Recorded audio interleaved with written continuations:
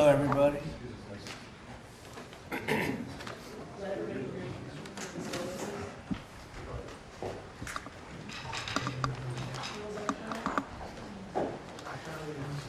How would you like to do this? This is what you do. I would pass. How many times a day? Too many. Do you get used to it? Yeah, you get used to it. You have to be careful. Every question's a hit. With you? Yeah. Imagine if Travis grows up to be president of the United States of America, and you have a picture of him with President Trump when he was 2 years old. That would be historic. I got faith in him. Could You gotta happen. have a picture By the of way, the president holding Travis. Yeah. okay. Good guy. Are you all set? All set, sir. Well, thank you very much. And today I'm thrilled to announce that one of the most respected pharmaceutical companies anywhere in the world, frankly, I know it very well, is Regeneron. And it's agreed to offer their prescription medications at heavily discounted most favored nation prices. In other words, the numbers will come down at levels that nobody's ever seen before. The whole most favored nation thing that we've been able to do with Bobby and Maz and everybody behind me, Marty, has been incredible. It's the biggest price reduction in drugs in history. By itself, we should win the midterms, but it doesn't work that way, unfortunately. You know, it doesn't work that way. People forget too quickly, but we'll have it's the biggest cut in drug prices in the history of our country by many percentage points. With this announcement, 17 of the world's largest pharmaceutical companies, representing 80% of the branded drug market, have now agreed to sell their drugs to American patients at the lowest prices anywhere in the world. We're going to have the lowest prices in the world. This will result in the largest drop in prescription drug prices in the history of the United States of America. I mean, it should be front page news, but it won't be. It'll be back on page 19, but the people get it. That's why we're in the Oval Office, I guess.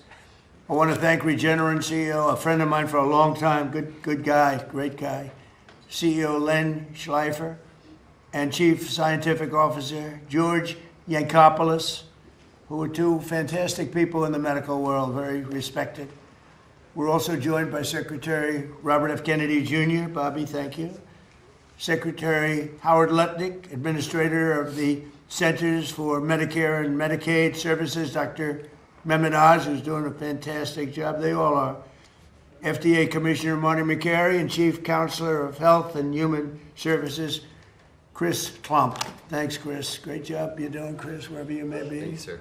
No, he's there. Glad you're here. For decades, Americans have been forced to pay the highest prices in the world for prescription drugs, by far. Prices that were many, many times what the rest of the world was paying, because we had a president that didn't know what they were doing, or they weren't able to get other countries to agree to it. I was able to do that because I used tariffs. I said, if you don't agree to it, we're going to put tariffs on your country. And they said, we would be honored to do it, sir, after telling everybody no, including me. But they agreed to do it. The United States is just 4% of the world's population, and consumers only 13% of all prescription drugs. Yet pharmaceutical companies have been making 75% of their profits from American customers. So think of that.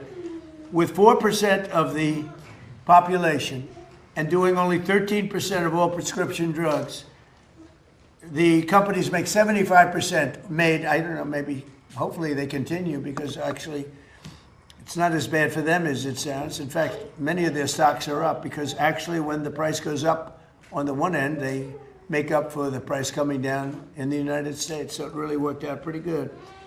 To address this chronic unfairness, I signed an executive order instructing my administration to do everything in our power to slash prescription drug prices for Americans while getting other countries to pay more, in many cases much more. But their other prices doubled, and sometimes they tripled, and ours would go down by 60, 70, 80%, even more. Today, we're building on our unprecedented success with Regeneron, committing to offer all new drugs moving forward at most favored nations prices. They'll make their current drugs available to Medicaid and MFN. It's most favored nation. Additionally, they'll also offer their current drug, Praluent, which is the lower cholesterol and fight heart disease to all consumers at dramatically lower cost. It'll come down from $537 to $225 and be available at trumprx.gov. I didn't put the name. Bobby did and Oz did. It's true, actually. Remember I came in, I said, what's this? You But like they the name, said, especially? it'll be better, it'll sell better, would you help us? So I now have my name on medication, but it's doing great. I hear it's setting records, actually. I was watching the other day, and Mark Cuban, of all people, said, it's amazing what Trump has done with this. I can't believe when I heard him say that, I was sort of in a state of shock. But others have said it too. This whole thing it's turned out to be hot. So that's trumprx.gov.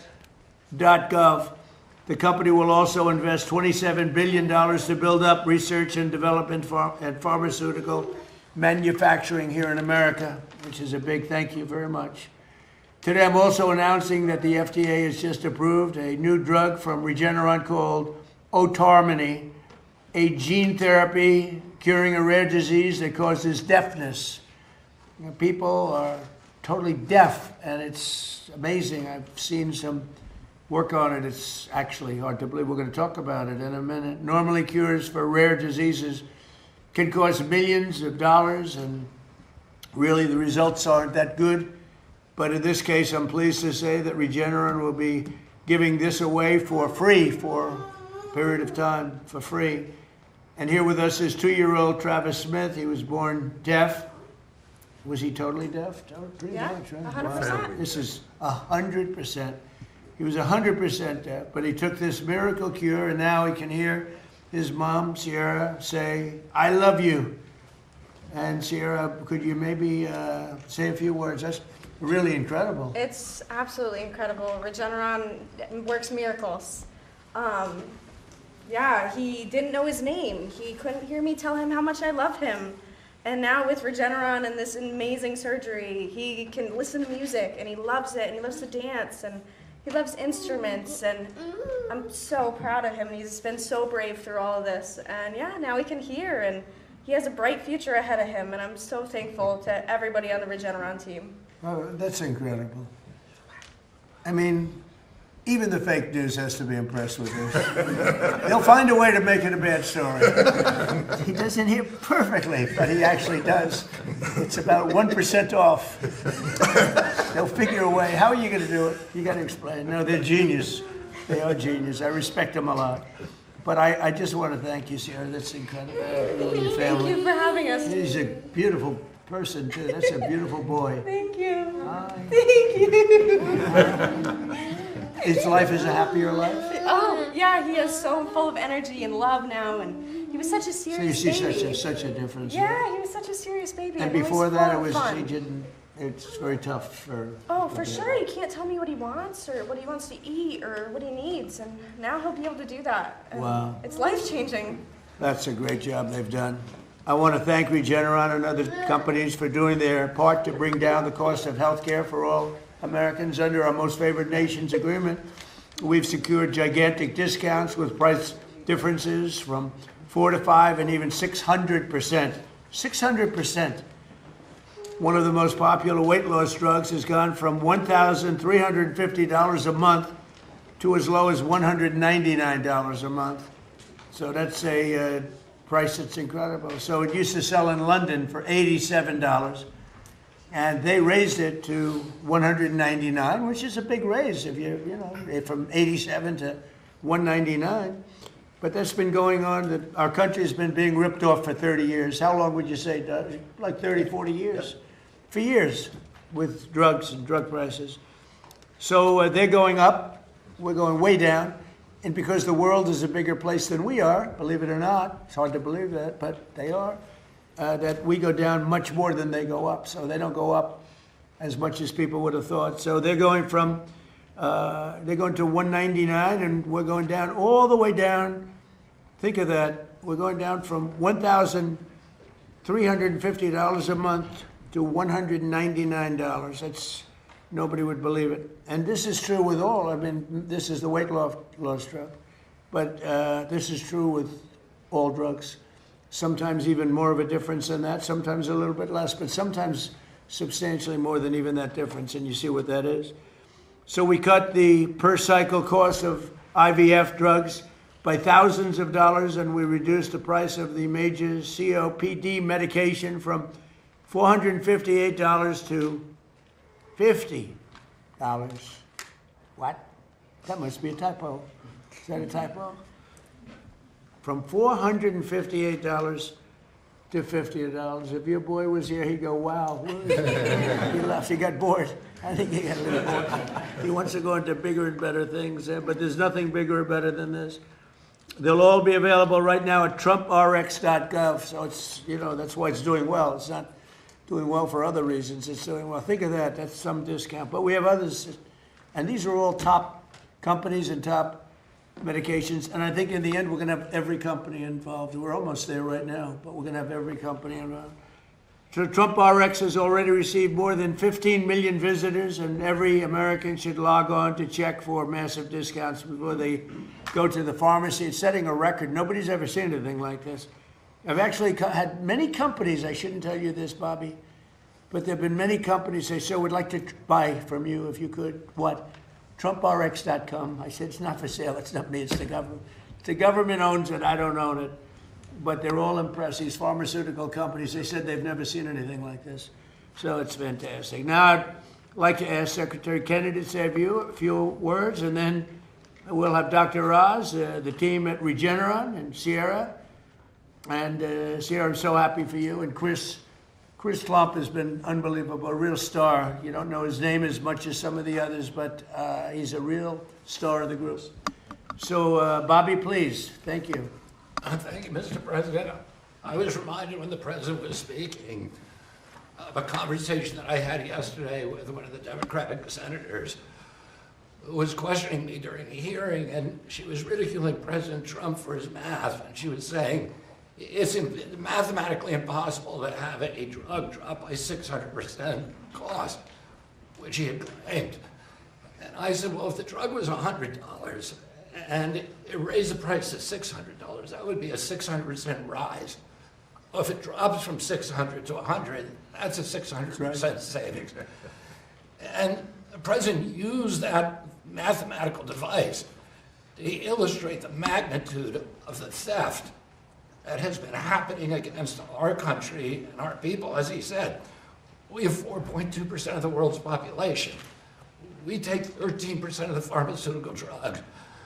We spend 80% of the biotechnology research in our country, and we provide 75% of the profits to the pharmaceutical industry. This is a ripoff that has irked him for 20 years. During his first term, he held the line on drug prices for the first time in history. He came back on this term and he said, we're going to lower them this time, no matter what. There's people in this room who are part of the White House staff who said, we can't do that. Oz and I said, we probably can't do that, but he harassed us. We were beleaguered. It was like Fort Apache. Dr. Oz would not answer his phone because he was calling all night long with the President on the line saying, get this done. And we brought in this amazing superstar, Chris Klump, and he negotiated these agreements that people said were impossible. I want to thank him for his leadership, Chris, and I want to thank George and Lynn, who are the co-founders of this this company of Regeneron. Their generosity, their idealism, their love of this country, and their compassion for these children who are injured. Thank you. Thank you. Amazing. It is amazing. And you're right. I took a lot of heat. I'd say 500, 600, 700. But we also say sometimes 50%, 60%, different kind of calculation. 70, 80, and 90%. And people understand that better. But there are two ways of calculating it. But either way, it doesn't make any difference. Whether it's 60, 70, or 80%, nobody's ever heard of it. But it's also 500, 600, 700, depending on the way you want to look at it. So the way you word the calculation. It's either one. But Bobby, you're doing a fantastic job. We wanted somebody out of the box, and we got him, right? I would say we got him. And Bobby, he's a great guy, actually. So, Oz, how about saying a few words, please? So this has been an unprecedented process. The president insisted we deal with one critical number you should all remember, which is that 1 in 3 Americans, when they go to the drugstore, after they've seen a doctor, will often leave empty-handed because they cannot afford the medications they're picking up. So affordability was the main word the president would use in many of those phone calls. He wanted it to be done fairly. We created a partnership with the pharmaceutical industry that was remarkable, and that it pushed 17 massive companies into the fold to try to do deals, again, unprecedented, that would allow us to claim that they were giving the most favored nation pricing to this country, to the American people. The president would not take no for an answer. We got 16 companies in, but not the 17th. How many times do you think we spoke about the 17th company? Too much. 17. He said 17. He wanted to be 17. Whatever math you want to make, 16 is not 17. There's a reason that the 17th company was delayed. It's why they're here today. It's that beautiful young boy you saw earlier. When you can save a child's hearing, and Mr. President, we talked about a lot of numbers. Secretary Kennedy quoted 100%, 600%. It's hard to beat free. Free is the best price, and that's the starting price with the president oftentimes, and that's what this wonderful company has agreed to. I want to applaud TrumpRx.gov, a remarkable site created by Joe Gebbia. Ed Korstein has done a wonderful job with 0 glitches, serving more than 10 million individual unique Americans so far. And Mr. President, it's the fastest website I've ever seen. People love it because it works well. There's all kinds of additional elements being added to it, which we'll be talking about. But this website, as the president said, must be checked if you're going to buy a medication to make sure your price is the right price. It's a transparency site that is more rigorous than anything that I have seen. And Mr. President, your name is attached to it. And of course, that brings a tremendous amount of attention to it. We wanted it to be perfect. And the team who did that has accomplished that exactly. I want to applaud Chris, because we cannot thank him enough, but it was also John Brooks, Imba Hernandez. I see Beth back there, Theo, Rugel, a bunch of people who've done a tremendous amount of work. And what I keep hearing from the pharmaceutical industry, maybe my colleagues can address it in your comments, they never expected to have a counterparty as qualified in the federal government. If you're thinking of serving your nation, this is the right time to do it. This is the right administration to serve in, because the president makes it easy to do the right thing. Gentlemen? Go ahead, Okay, please. thank you.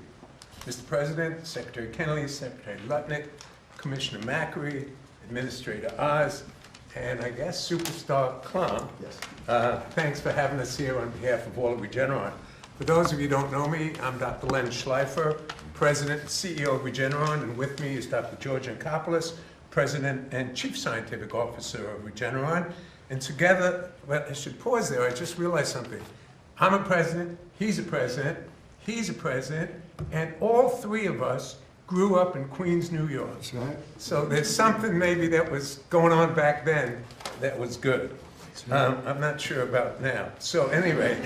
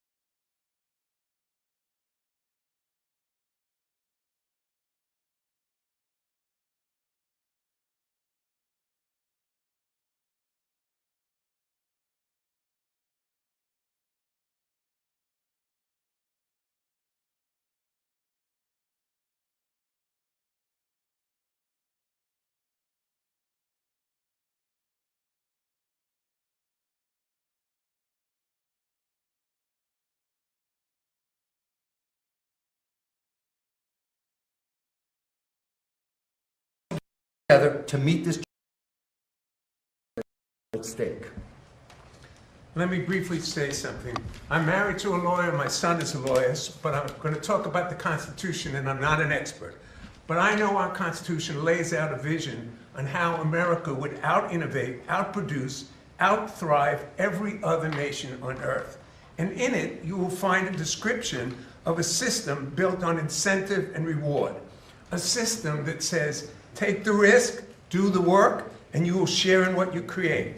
That is why they enshrine patent protection directly in the Constitution, not as an afterthought, but as a founding principle. As Abraham Lincoln said, another great president, patents add the fuel of interest to the fire of genius. We must keep that fire burning. What we did here today will do that. Little Travis can now hear for the first time, and his potential is endless. Let's make sure he grows up in a country that never stops reaching for the next miracle. Thank you, Mr. President. Thank you, Lynn. It's great to be with you again. Chris, could you say a few words, please? Thanks, Mr. President.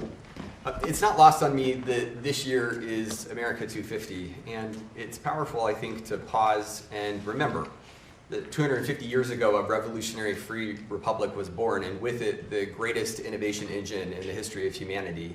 And we stand here today, 250 years later, getting to witness yet another groundbreaking innovation that doesn't just treat, but cures deafness in children. And because of this president and his policies around most favored nation, will enable families who are struggling and suffering with this affliction to have access to that groundbreaking therapy for free. Now, as the president mentioned, we've negotiated the 17th of 17 agreements. This represents 86% of the branded pharmaceutical drug market in the United States. But anyone who knows us knows that we're not done. That's a milestone, it's not the finish line. And so we have three core objectives that are next up. Number one, and this is already underway, we are negotiating with the many hundreds of biotechnology and pharmaceutical companies representing that other 14% that are building the cures for tomorrow. To all those who are listening, I hope that we have proven that we are credible and reliable and trustworthy partners. We want to sit with you, we will listen to you, we will take the time to understand your businesses, not only as we negotiate on behalf of every American family for affordability, but also to ensure that you're best positioned to create the cures for tomorrow. Second, we continue our work on negotiating international trade agreements. 59 days after we stood in this office and President Trump, standing with Albert Bourla from Pfizer, announced the first of the 17 MFN deals, together with our colleagues from the Department of Commerce under Secretary Lutnick's leadership and from the U.S. Trade Representative's office under the leadership of Ambassador Greer, we negotiated a landmark agreement with the government of the United Kingdom in which they agreed to increase significantly the amount that they spend on branded pharmaceuticals for the first time in 26 years. That work continues with other countries. And third, we will continue our work with our partners in Congress to codify the principles that underpin these most favored nation deals so that these savings for American families and this innovation that is unleashed at the same time persists for decades to come, so that the 1 in 3 or 4 families wrestling with the decision that no family should have to make of whether or not they can pick up their prescription because they can't afford it will no longer be the case. And at the same time, we know that there are roughly 20,000 known diseases in the world, and we have a treatment or a cure for fewer than a quarter of those. And so this president and his policies is not only safeguarding affordability for American families, but is ensuring that we continue to bet on American exceptionalism. We bet on innovation. We bet on the principles that have taken us to this place in 250 years for the next 250 years. Thank you, Mr. President. Well, thank you, Chris. Great job you do. Maybe you want to talk about rescheduling while we're here? Just say what you're doing and Yes. the progress that you've made. Great. Well, Mr. President, today is another promise made, promise kept day.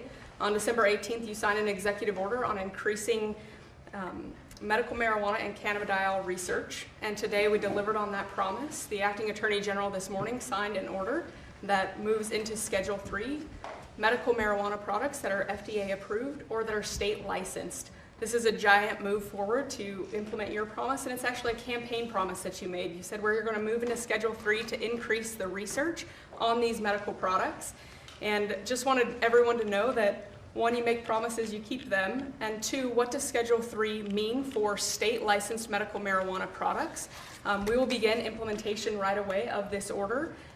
It does not legalize marijuana. It makes it easy for the researchers to actually study and understand medical marijuana, especially in populations that are using it. We know that 1 in 10 seniors right now use medical marijuana in the past year, and they report that it really helps them, but we don't have the science or the understanding to guide the patients and the doctors, and so both patients and doctors are flying blind without knowing how they interact with other medications because the research has been difficult to do. And so your promise today says those state licensed medical marijuana products are now in Schedule 3, and we expect the research to significantly increase so that we can understand how to guide patients and doctors in this effort. And there will be additional actions that will come this summer to do an expedited hearing for the administrative hearing of the Department of Justice for all of marijuana to move into Schedule 3. And the military is very happy about it, and a lot of people suffering from big problems, which this seems to be the best answer. They're very happy about it. So the rescheduling is starting, and that's a big thing, rescheduling. They kept saying, what about the rescheduling? And so, great job, I appreciate it. I want to thank Mr. and Mrs. Howard Kessler. He's one of the most successful men in the world, actually, and he had some medical difficulties, and he came upon this by accident, in a way, and he said, well, he had to go through a lot of different medications, and he said this was the one that was much better than anything else. And so he experienced it. He didn't benefit by it other than from the standpoint that he lives a much better life now. So hopefully you don't need it, but if you do need it, I hear it's the best of all the alternatives. But I want to thank Howard Kessler and Michelle Kessler. They really pushed this very hard. These are two people, very straight arrows. They're not into marijuana. They're not into anything. But he found this answer, and he said, he's doing it for other people. And so Howard and Michelle probably, they're watching or they'll be hearing about it. But they worked very hard to get this done. And it's an honor, and you've done fantastically. You all have, and I appreciate it. And man who's doing an excellent job is Howard Lutnick. He's in a little different sphere. He's not in the medical sphere, but he knows what it all means. And from Commerce, he's the Secretary of Commerce. Howard, would you say a few words for us? Sure. So in partnership with Bobby Kennedy and Memonaz and the whole team, when they do Most Favored Nation, we also ask the company to reshore and build their drugs here in America, because too many of our drugs, our key drugs for our health, are being made overseas. And in a conflict, we can't rely upon them. And I'm honored to say that our partners from Regeneron have agreed to reshore their production of pharmaceutical drugs, and this is exactly from your pharmaceutical tariffs. That's the point. So that means $448 billion of drug manufacturing is coming to America because of your tariffs, because of your pharmaceutical strategy, and we are proud to invite Regeneron to do this giant build in America, and all the rest of the pharmaceutical companies. They've committed to build in America because of your tariff policy and your strategy. And because of the tariffs, it's been amazing, actually. We have Eli Lilly and Pfizer and all of the companies. We had, I guess, 7 of them here at one time, which was interesting to see, but they actually got along with each other pretty well. They stood right behind me, the biggest companies in the world, and they're all building, Eli Lilly is building, I think, 5 major plants, which without tariffs, they would have built none. I said, how many would you build without none? They were all making these products in other countries, a lot of other countries, actually, not just China, but a lot of other countries. And I think by the time I leave office, they'll be mostly operating these, they have an incentive to do them quickly, big incentive, like the tariffs go up if they don't. And remember, if they do them here, they don't have any tariffs to pay. It's an incredible incentive. And if they don't do them here, they have a very substantial tariff, so they get penalized. And it's bringing countries, not only drug companies, but car companies. AI is a different thing altogether, but even there, but the AI is, we're leading China in AI, we're leading everybody in AI. We're leading now, and car companies are coming from Canada, they're coming from Mexico, Germany, Japan. They're pouring into our country because we're very smart, should have been done long ago by other presidents. We were the car capital of the world 50 or 60 years ago, and then they just started taking them away. We were the chip capital of the world, and now, Intel. And now they're coming back. All the chip companies are coming back. You may say a word about that, Howard, real fast, because what we're doing with chips are incredible. And all we're doing is saying at the end of a year and a half, 2 years, if you don't have your chip company, you're going to pay a tremendous tariff to put chips into this country. And they are building, I think we'll have close to 50% of the chip market very soon. Right now we had nothing. We had virtually nothing. And they're coming in from Taiwan. They're coming in mostly from Taiwan because that's where chips are made, but mostly from South Korea, Taiwan, various other countries, but they're coming back to America. We're bringing them all back. It's a revolution. Nobody's ever seen what we've done. There's never been anything like what we've done. We have $18 trillion being invested. That's for 11 months. And the last administration had less than $1 trillion in 4 years. We have, in 11 months, over $18 trillion. Howard, do you want to talk just for a second about the chip market, because it's explosive? Sure. So you've got semiconductors, you've got leading edge logic, you've got high bandwidth memory, and you have foundational chips. And America had a couple of points, 3 or 4% market share. And we are, of course, the biggest demand. And the president gave the order, let's get these factories, these fabs built in America.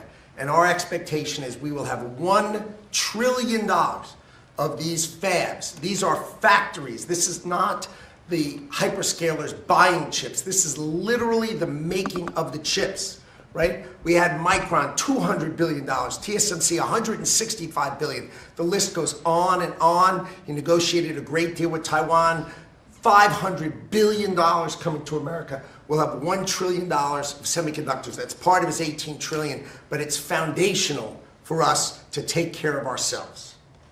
Thank you very much. Now, I'll go off subject for a minute, but I think it's very interesting, and I hope you go over and take a look, because it's happening right now as we speak. But first, if you look outside, so we had flooring outside, we had slate, and it was coming to pieces. It's been there since the early 1940s, and it's a path to the Oval Office. It's a path to the West Wing, and it was terrible. It was broken, bad shape. The whole White House has been in bad shape. It's right now in better shape than it is. I think the day they built it, this is better right now. But we're putting magnificent new granite. It's called charcoal. It's black granite against the white, beautiful white walls. We've stripped all of the paints off. We had 200 years of paint, and we've redone it, and it's beautiful. You can see the building, but you can also see the columns, everything else. But we're replacing, and they're working right outside. If the press wants to go and take a look at what they do, really pros. You see the way large slabs of black granite. Granite is rated as, this particular granite, over a 1,000,000-year life. As an example, concrete gets rated for about 200 years if you get very high grade. This is it's rated over. Can you imagine? Nature produces something better than you can make. So it's very interesting. It's a beautiful job they're doing. And it's highly polished granite in the areas you don't walk on. And it's called flame finished, the areas that you do walk on. There's no slip. So it's a beautiful job, and it's going up nice. And if you want to take a look outside the window, so that's replacing a stone that was here from the early 1940s, a little before that. And you'll see the ramp, too. We're keeping the ramp. That was for FDR. He needed a ramp, as some people would know. And in his honor, we're leaving it. I wanted to leave it. It means something. The other thing that we're doing that's taking place right now is the Lincoln Memorial has a beautiful reflecting pond or lake. They call it a pool, lake, and pond. Everything is different, but the word reflecting is a good term. It was built in 1922, and it was built out of granite and various stones on the bottom, and it never looked great because that's not really meant to be a stone that's underwater for that much of a period of time. It's about 1.5 to 2 feet deep. You all know it well. That's where Martin Luther King gave his great speech, and he had 1 million people, and I had the same exact crowd, maybe a little bit more, but they said I had 25,000 people on July 4th. I have pictures of Martin Luther King's crowd, my crowd. It's the exact same everything, but it was 70 years difference. The exact same crowd, but I actually had more people, but that's okay.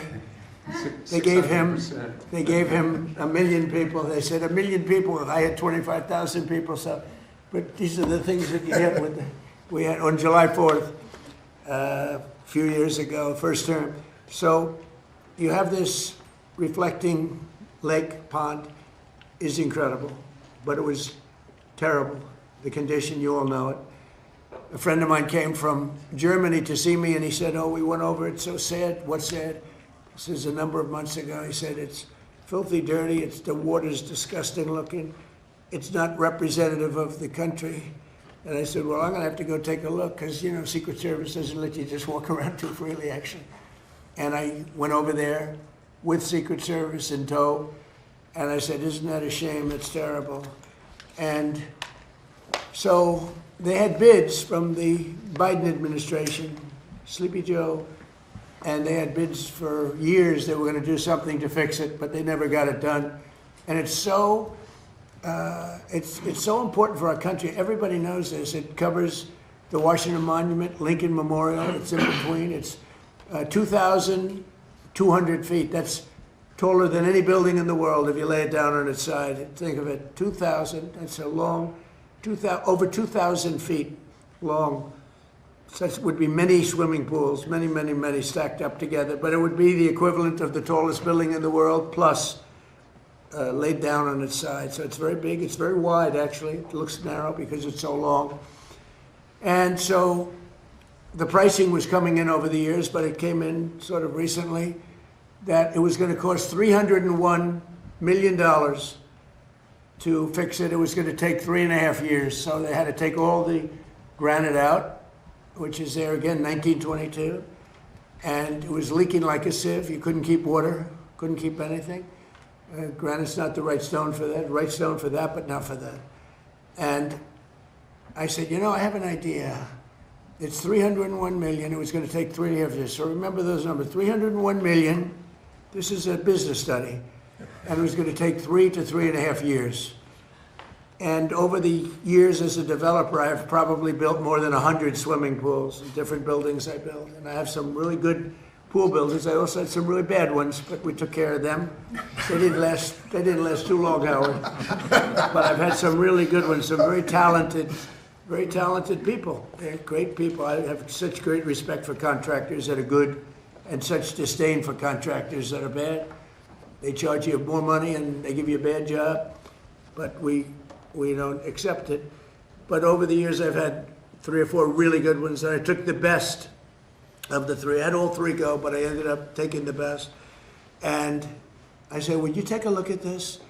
It's 2,200 feet long. He said, what do you want me to look at? So I said, have a little swimming pool. Think of it as a swimming pool. I said, oh, how big is it? I said, 2,200 feet by 167 feet wide. He said, that's the biggest swimming pool. He said, I've been doing this for a lot of years, sir. I've never heard of a pool like that. I said, well, you'll see, it's a reflecting pool. And very big signal, and very important for Washington, D.C., where we, by the way, have almost no crime, I have to say. That's maybe more important than talking about this. We have a crime down from a tremendously high, one of the worst in the country. We have almost no crime. People are walking around, restaurants are opening all over the place. The place is bustling. But that makes us even more important. So instead of being a dirty, disgusting place where garbage was in it and everything else, and I want to give Doug Burgum incredible credit because he was involved, the Secretary of the Interior. He was involved right from the beginning. I called him, I said, Doug, I'm getting a lot of complaints about the condition of this. What do you think? And he went over, he studied it, and he came back with some ideas. But I said, you know, Doug, I have a guy who's unbelievable at doing swimming pools. Up the road, we have a club. We have an Olympic-sized swimming pool. He did it 20 years ago, and it's perfect to this day. So I asked him, I said, I have an idea. I'm going to send my contractor over and take a look. He looked at it. He called me up. He said, sir, we can do something on it. He said, it's perfect, actually. He said, it's really decaying, and it's a terrible condition. But if you would, I'd like to work 2 weeks on cleaning it up, which is, if you see right here. I'd like to repoint and fix some of the joints. It won't matter because we're putting a substance over the top, but it's nice to have a nice surface. And he said it'd take me 2 weeks. And if you don't mind, then I'd like to pour the latest and greatest filament or material which is essentially a pool surface, but it's industrial grade pool. And he said, "What color would you like, sir?" I said, "Well, what about turquoise, like in the Bahamas?" He said, "Well, this is Washington, sir. We can give you turquoise, but why don't you try, like, we have a color. It's called American flag blue." I said, "That's the color I like." He talked me into it very easily. So he said, "That's the color I like." So he came in, and remember, 3.5 years. You have to take all the granite out. Then you have to put all brand new granite in. Take years to do it. Over 300 million. Our job will take 1 week. It will cost about $1.5 million. And people said, "Wow." And here's the only difference, because somebody said, "Well, the difference is," no, the difference is this is much better. This will last 30, 40, 50 years. And if it didn't, you do it again quickly if you want.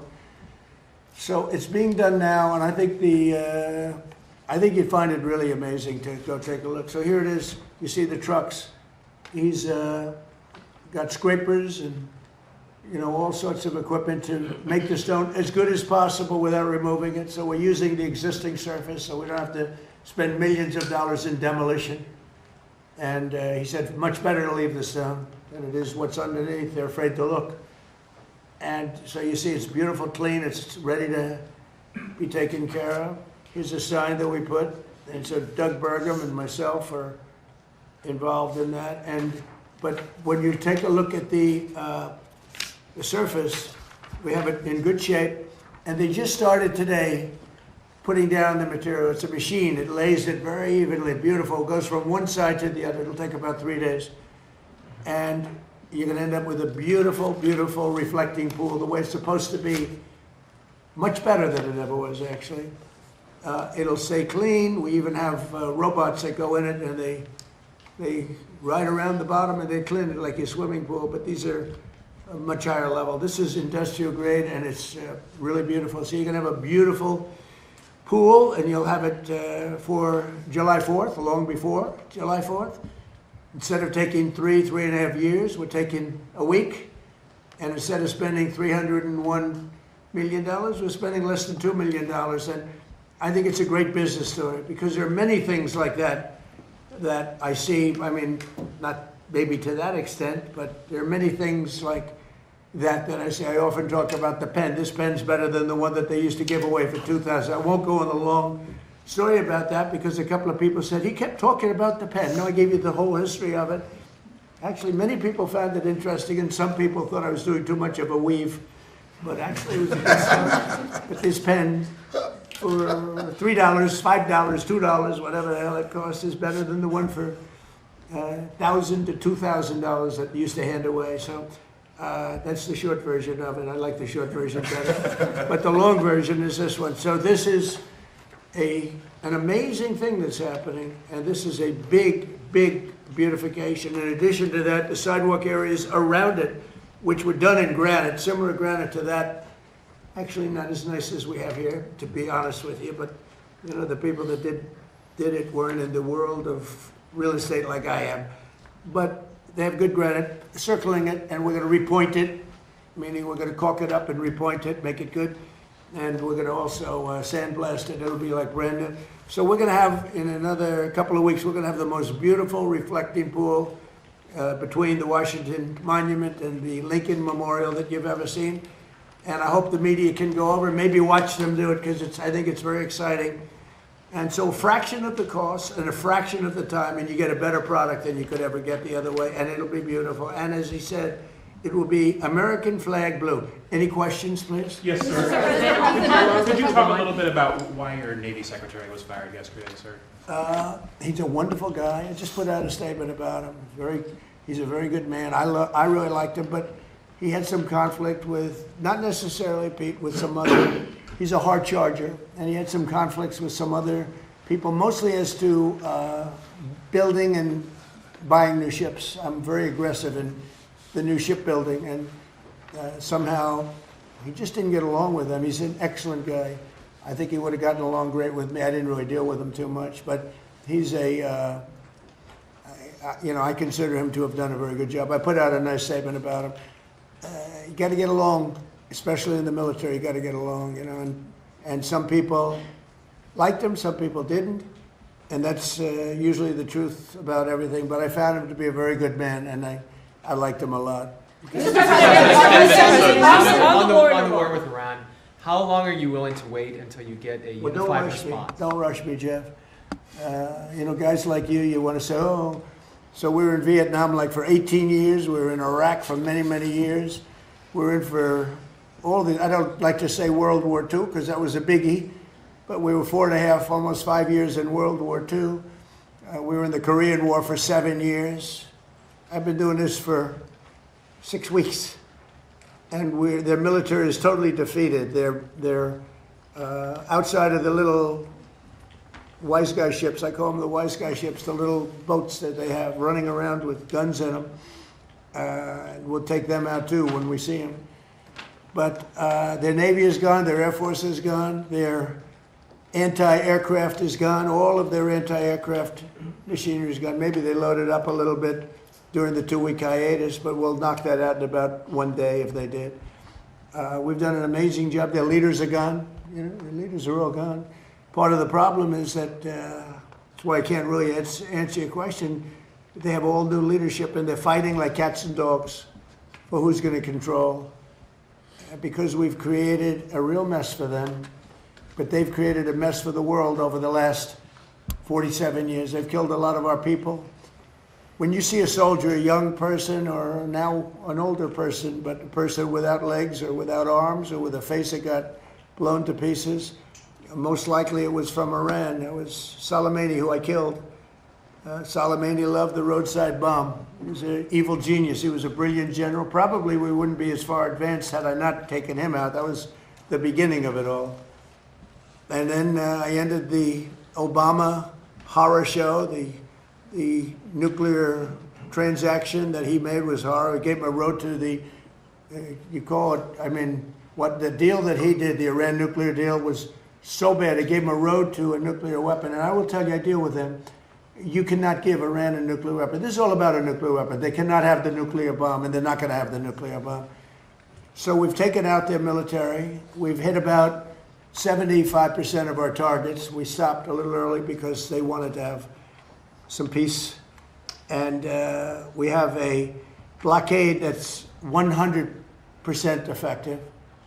And they're getting no business. And as you know, they're not doing well economically, financially. They're not doing any business because of the blockade. They want to make a deal. We have been speaking to them, but they don't even know who's leading the country. They're in turmoil. They're in turmoil. So we thought we'd give them a little chance to get some of their turmoil resolved. But, and I hope the fake news, people like you, I hope the fake news are going to be able to write about it accurately, because when you say, oh, they're fighting very well, they're not fighting well. They've been obliterated, Jeff, obliterated. 159 ships are in the Navy. You know how many ships are at the bottom of the sea, Jeff? 159. So, and if you read the New York Times, the failing New York Times, subscriptions are way down, as you know. That's because people don't believe the stuff anymore. If you watch CNN, you'd think that they're doing well in the war. They're not doing well. They're getting absolutely decimated. Now, with all of that being said, we'll see what happens. They have a lot of, we have no pressure. It's only guys like you with a question like that about what's your time. We've been doing it for 5.5 weeks. But sir, is your administration, Mr. President, 8 weeks that the U.S. now has been involved with Iran. You had initially said it would be 4 to 6 Well, weeks. I hope that, but I also took a little break. I gave them a break. And remember this, I want to make the best deal. I could make a deal right now. Do you know that if I left right now, we had a tremendous success. It would take them 20 years to rebuild, but I don't want to do that. I want to have it everlasting. I want to have it where they never have a chance to get it. I mean, the way you asked that question, yeah, I did say it. I thought it would take 4 to 6 weeks, and I was right, because at the end of 6 weeks, at the end of 4 weeks, their military was decimated. So are you saying but now what I'm doing, I can't tell you that. I don't want to put that kind of a timetable on it, but it'll go pretty quickly. And we'll have the strait opened up. Now, right now, we have it closed. We have total control of the strait. And the fact that it's closed, you know, they would have opened it up 3 days ago. They came to us and they said, we will agree to open the strait. And all my people were happy. Everybody was happy except me. I said, wait a minute, if we open the strait, that means they're going to make $500 million a day. I don't want them to make $500 million a day until they settle this thing. So I'm the one that kept it closed. We have total control of it. And it'll open when they make a deal or something else happens that's very positive. But what do you say to the American public, excuse me, what do you say to the American people who question how much longer this will take? Obviously, you know that they are having higher... You're such a disgrace. Did you hear what I just said? Vietnam. How many years was Vietnam? I understand, sir, but How many you are years past was your Vietnam? 6-week deadline. So Well, I'm I just did my wondering- I I'm just wondering what you took say to the American people I who are took wondering about the length country of out this militarily in the first 4 weeks. I took it out militarily. Now all we're doing is sitting back and seeing what deal. And if they don't want to make a deal, then I'll finish it up militarily with the other 25% of the targets. We've hit 78% of the targets that we've wanted to hit. We've knocked out their manufacturing. We've knocked out their missile production. We've knocked out their drone production. We've knocked out everything. In some cases, when I say knocked it out, 70, 80, 90%. It's amazing what we've done. So I've done that within that period of time that I mentioned, but I don't want to rush myself, you know, because every story says, oh, Trump is under time pressure. I'm not, no. You know who's under time pressure? They are. Because if they don't get their oil moving, their whole oil infrastructure is going to explode. You know what that means? Because they have no place to store it. And because they have no place to store it, if they have to stop it, something happens that only Len can explain. Something happens underground that essentially renders it in very poor shape, and you never recover fully. You can recover 50, 60%, but you can never have it like it is right now. And they have a matter of days before that event takes place. So I'm not under any pressure whatsoever. We've never had so much ammunition. Our ships are loaded. I call them locked and loaded. They're locked and loaded. They're ready to go. We have much higher quality equipment than we did when we first started the war, and or the military operation, whatever you want to call it.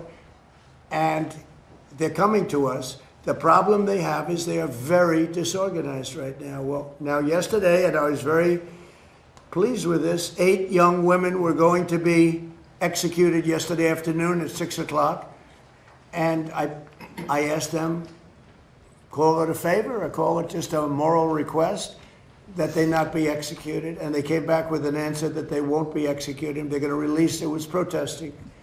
8 beautiful young women, very young women. And their pictures in the paper.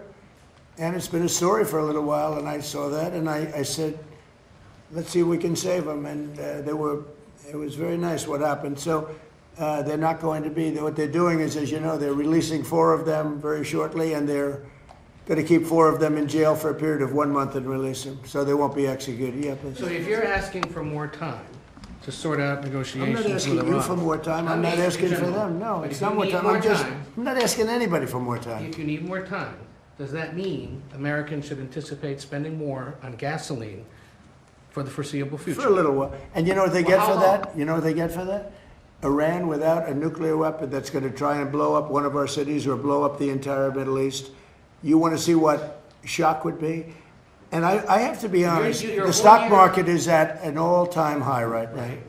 I thought it would have been down 20, 25%. When we hit, wait a minute, wait, can I finish my question? Wise guy. Stock market's at an all-time high right now. I projected, and I'm pretty good at this, that the stock market, Howard, would drop maybe 20%, 25%, and I understood that, and I said, hey, it's a bad thing, but I have to do what's right for the country, even the world, because you can't have them, you cannot let them have a nuclear weapon. So the stock market, unlike what a lot of people were predicting, I thought they weren't necessarily wrong. The stock market today hit an all-time high. Hit an all-time high yesterday, the day before, and it's staying there. I thought oil would go up to maybe $200 a barrel, and oil is at a different number than anyone thought. In fact, this country is much lower because we have all the oil we can use. We're actually, ships are coming from all over the world to Texas, Louisiana, and Alaska. They're coming from all over the world to get oil from the United States, you know, while this is closed. hormones straight. So if you look at what I said, I guess it was right, because I said I'd have it 4 to 6 weeks, and in 4 weeks we have totally defeated that military. But you began So this right year- now, I don't want to rush it because you guys are, trying to make us look as bad as possible. I don't want to rush it. I want to take my time. We have plenty of time, and I want to get a great deal. I want to get a deal where our nation and the world is safe from lunatics with nuclear weapons. Yes. And if it does go to 200, are you okay with that, sir? If oil goes to 200? I think that there's nothing worse than a nuclear weapon that takes out one of your cities or 2 of your cities or 3. I think there's nothing worse than a nuclear weapon that's going to destroy the Middle East, including Israel. I think there's nothing worse than Europe being under attack by people that have missiles now that reach Europe. As you know, they don't reach us, but they reach Europe. But they will reach us at some time, probably the not too distant future, unless we stop them now. I think there would be nothing worse than having nuclear holocaust in Europe, London, Paris, various places in Germany, all targeted. No, what I say is you can't let them have. I don't think it will happen, by the way. I really think we actually, it turns out that we are drill baby drill, and it turns out we're producing a lot of oil, and they're buying the oil. They're going to Alaska, they're going to Texas, Louisiana, and our guys have done a fantastic job. We're putting out right now more oil and gas than we ever have in the history of our country. And one other thing, there are more people employed today in the United States than ever in the history of our country. Mr. President, I have a question, sir. Is it true that your administration is considering sending 1,100 Afghans to the Democratic Republic of Congo? And if so, do you have a response to I launch? don't know. I'd have to check that. Do you plan to Please, no, behind Thank you, you, Mr. President. Breitbart News' Matt Boyle just published an interview with Greek Prime Minister Mitsotakis, in which the Prime Minister said that he's rooting for you to succeed in getting a deal with Iran. And he also said he looks forward to hosting you in Greece later this year. Do you have any It's very response? nice. No, it's really nice. I mean, Greece has been very supportive, actually. Greece has been terrific. He's a terrific guy because he understands the importance of it. Oil goes up a little bit. I hate it. I was the one that had it down to $60 a barrel. And I looked at guys like Howard Lutnick. Howard, you remember it well. I said, well, we just hit an all-time high in the history of the market. Think of this. When we hit 50,000, I was told, everybody was told, when I won the election, November 5th, they said, well, during the 4-year period, it'll be impossible for the Dow to ever reach 50,000. It'll be impossible for the S&P to ever hit 7,000. Impossible. And you remember that, Howard, right? It was going to hit maybe 6, 7 years, 8 years, but I did it in my first year, hit 50,000. Now it's just about at 50,000, and S&P is higher than it was when we started. And S&P hit over 7,000, and that was before the year ended up 1 year. So I can only tell you this, it'll end. I don't think it'll be very long, by the way. They're delaying it because we don't know who to deal with. They are in, they know who the leader is in this country. We don't know who the leader is in Iran. Because remember, regime change. Khomeini is gone. He's gone to greener pastures. He's gone, and all of his team is gone. Then a second group came in, they're all gone. And now you have the third group, and they're a little concerned about being gone too. Sir, would you use a nuclear weapon against Iran? You posted on No. Truth Social No, a few weeks ago. we don't need That's it. not Why what do I that's need about. it? Why would a stupid question like that be asked? You posted Why would on I social use a nuclear weapon when we've totally, in a very conventional way, decimated them without it? No, I wouldn't use it. A nuclear weapon should never be allowed to be used by anybody. So do you plan to run? He's given a timeline of when they could give which you a we're proposal. all very much looking forward to. Prince Harry today has said that he would like to see you do more to end the war in Ukraine. Do you think it's appropriate for a royal to make those comments ahead of the visit on Monday? Prince Harry? Yes, sir. How's he doing? He's in How's his Ukraine. wife? Please give him my regards, okay? No, I don't know. I know one thing. Prince Harry is not speaking for the UK. That's for sure. I think I'm speaking for the UK more than Prince Harry. But I appreciate his advice very much. Would you have Great invited him advice. to the dinner and to the state visit? Well, I next look week? forward to the dinner. We're having King Charles come. He's a friend of mine. We're really looking forward to it. We've spoken, and we're going to have a great time. I tell you, if I had that ballroom built, it would be full. I wish we had more seats.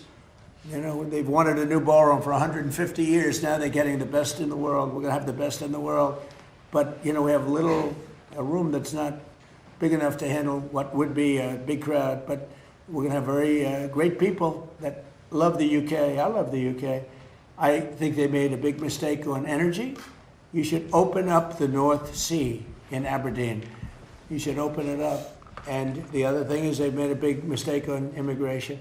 Okay. Sir, on Trump RX, Please, What do you hope to learn from Janine Pirro's investigation into the Fed's renovation that you Say it did again, not? What do you hope to learn from the Janine Pirro's investigation into the Federal Reservation that you did not learn when you visited the site yourself last year? Well, look, you know, the Federal Reserve building is a small building. They're going to be in there by the time it opens, in my opinion, for $4 billion. I built a hotel down the road for $201 million that I believe is bigger than the Federal Reserve building. $201 million.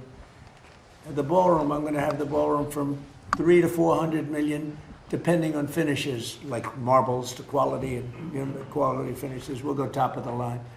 But that's a much bigger project. When you look at the fact that they've taken this beautiful building and destroyed it, they've taken down the beautiful ceilings with eagles. They've taken down the walls that are 1.5 feet thick, masonry. You couldn't hear from office to office. They ripped it all down. They ripped down, because Kevin Warsh, who's terrific, said, gee, the saddest thing is they ripped down the nicest building in Washington for boardrooms and all. Did you know about that building? They ripped it down. It was beautiful. The boardroom building, it was beautiful, and they ripped it down. And probably because it cost so much to fix it. So I would have done that job for $25 million, had money left over. It's going to cost more than, in my opinion, it's not going to open for a long time. You know, Kevin may not be able to have an office. I'm going to have to get him an office. Can you give him an office? Yes, space. Bobby, do you have some space over there, please? Yeah, we have a lot of space. But he has more than you think. But we're going to have Kevin sitting right next to you, Bobby. But it may not open for a long time. I looked at it the other day. It's a see-through. See-through, you know, that means the wall's already been up yet. This is after years and years of construction. And somehow, you have to find out what went wrong. That a small building, I could have done it for $25 million and had money left over. It would have been beautiful. That a small building can cost $4 billion. It may never open. It may never open. And we have to get to that. On top of that, he's been terrible on interest rates because he should have lowered interest rates. That's why I call him Jerome Too Late. Too Late is his nickname. Jerome Too Late Powell. He likes me a lot. Thank you very much. Thank you, Press. Out that door. Thank you, Press. Have you been in contact with Let it be a swimming. Thank you, Press. Keep moving. Not this one. And where did the granite come from? Thank you, guys. Trump RX. Keep it Where did the granite come from? Thank you, Press. It came from Italy. From Italy, so it's Italian granite. Well, it came from Italy. It was carved in Italy. It came from another location. You know where the location is? Africa. So you have African and Italian granite outside the Oval Office. Is that Sir, okay? please keep moving. Thank you. I'm just asking. Thank you, guys. Keep Thank moving. you. Thank you. Thank you. Keep going. Mr. President. Thank you, guys.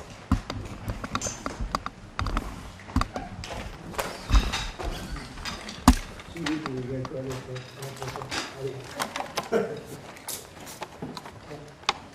want to go first? So, you have to do that every day? Every question is a gift. See the last question? I would say, it's made by the Lord Almighty. Well, I'm not going to use a shit.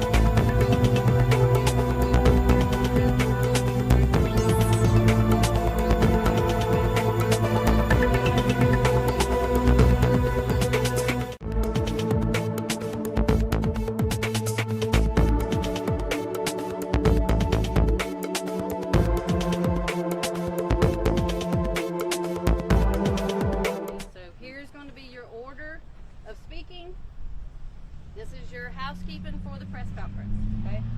Okay. So we are going to have the following speakers. Your first speaker will be Joey Cason. He is your Brantley County manager. His spelling is Joeycason. Your second speaker is Sheriff Lynn Davis, Brantley County. Lendavis. Your third speaker is Blair Joyner. He is the Georgia Forestry Commission Region Manager. BlairJoiner. Your final speaker is Chuck White, Emergency Management Director, Camden County. And that's ChuckWhite. WHITE.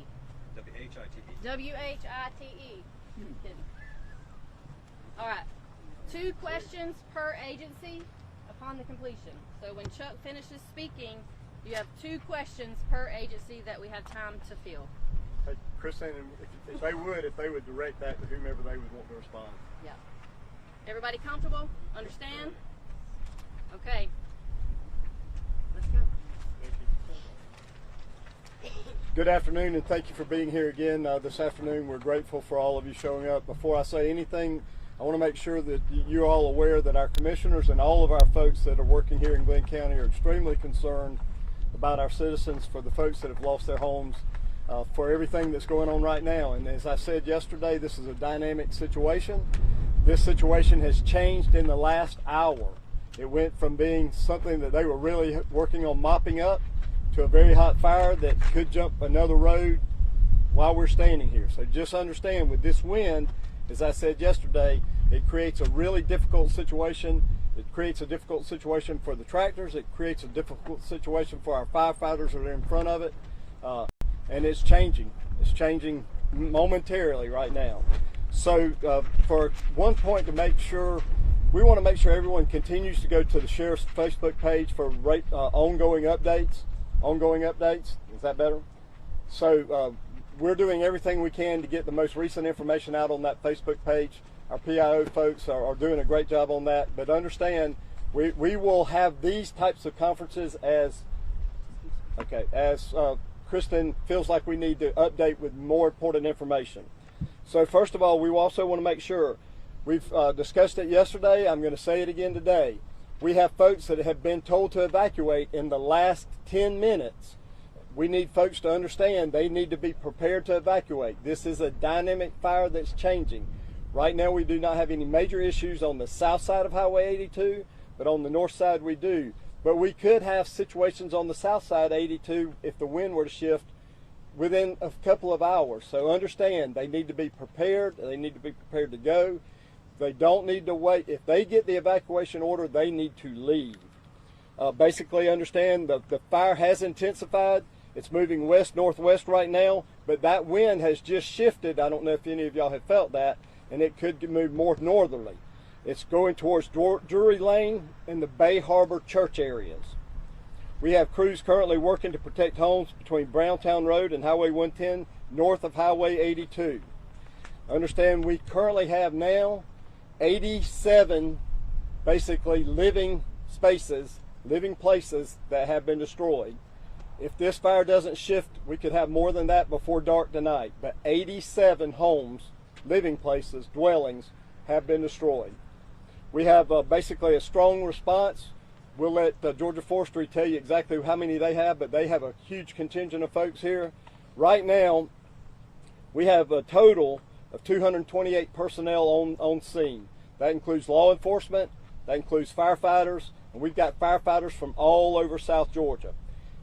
They're continuing to come in. So we had some that have been relieved, and we have more that have come in.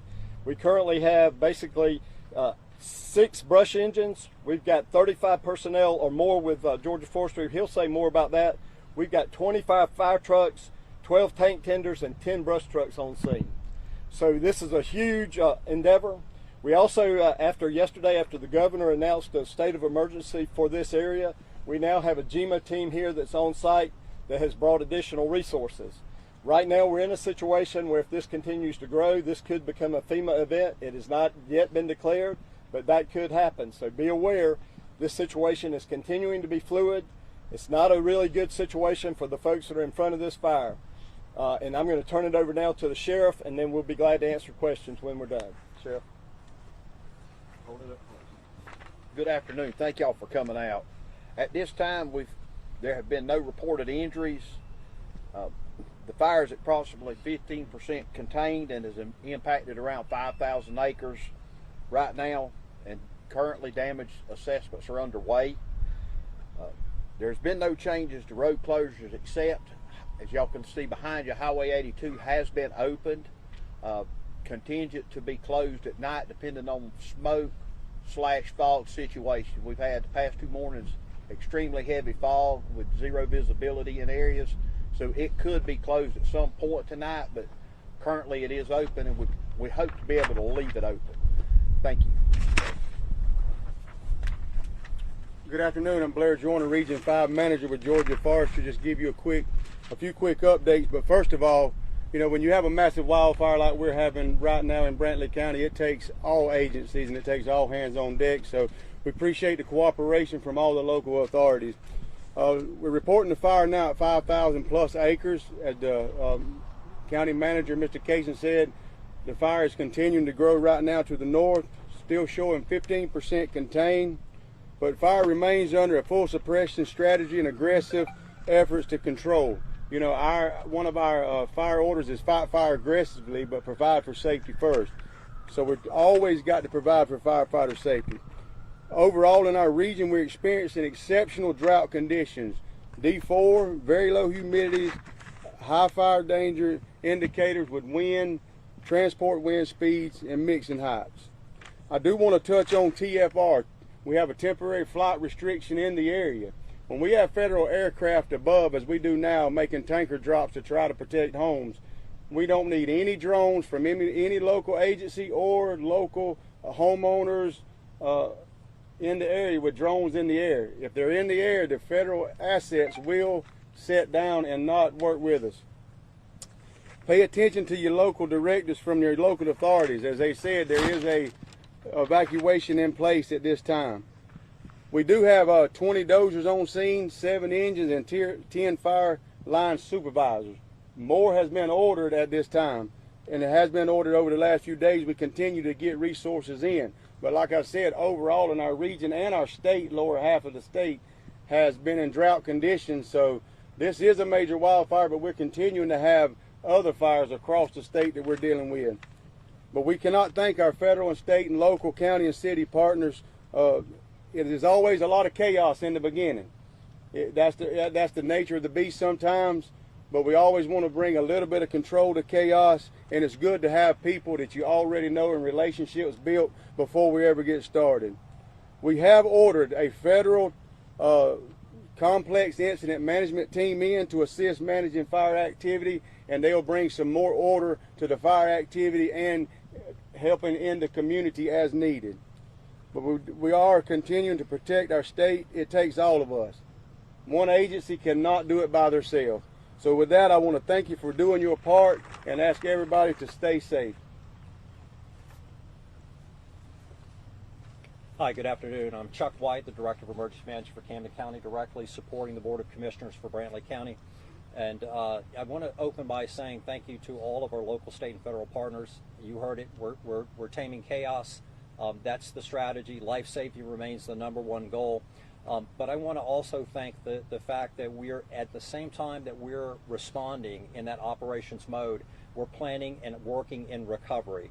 The human element can't be forgotten, and to that, I'm thankful to have the partners from the Red Cross here on deck with us, plugged into the incident management team and the Emergency Operations Center, along with the Salvation Army on deck, and all other partners extended from us that are supporting. We'll have additional information coming out regarding sheltering that we'll hopefully have released this evening that will be in support with the Red Cross. We have a helicopter coming by, so stand by. Okay.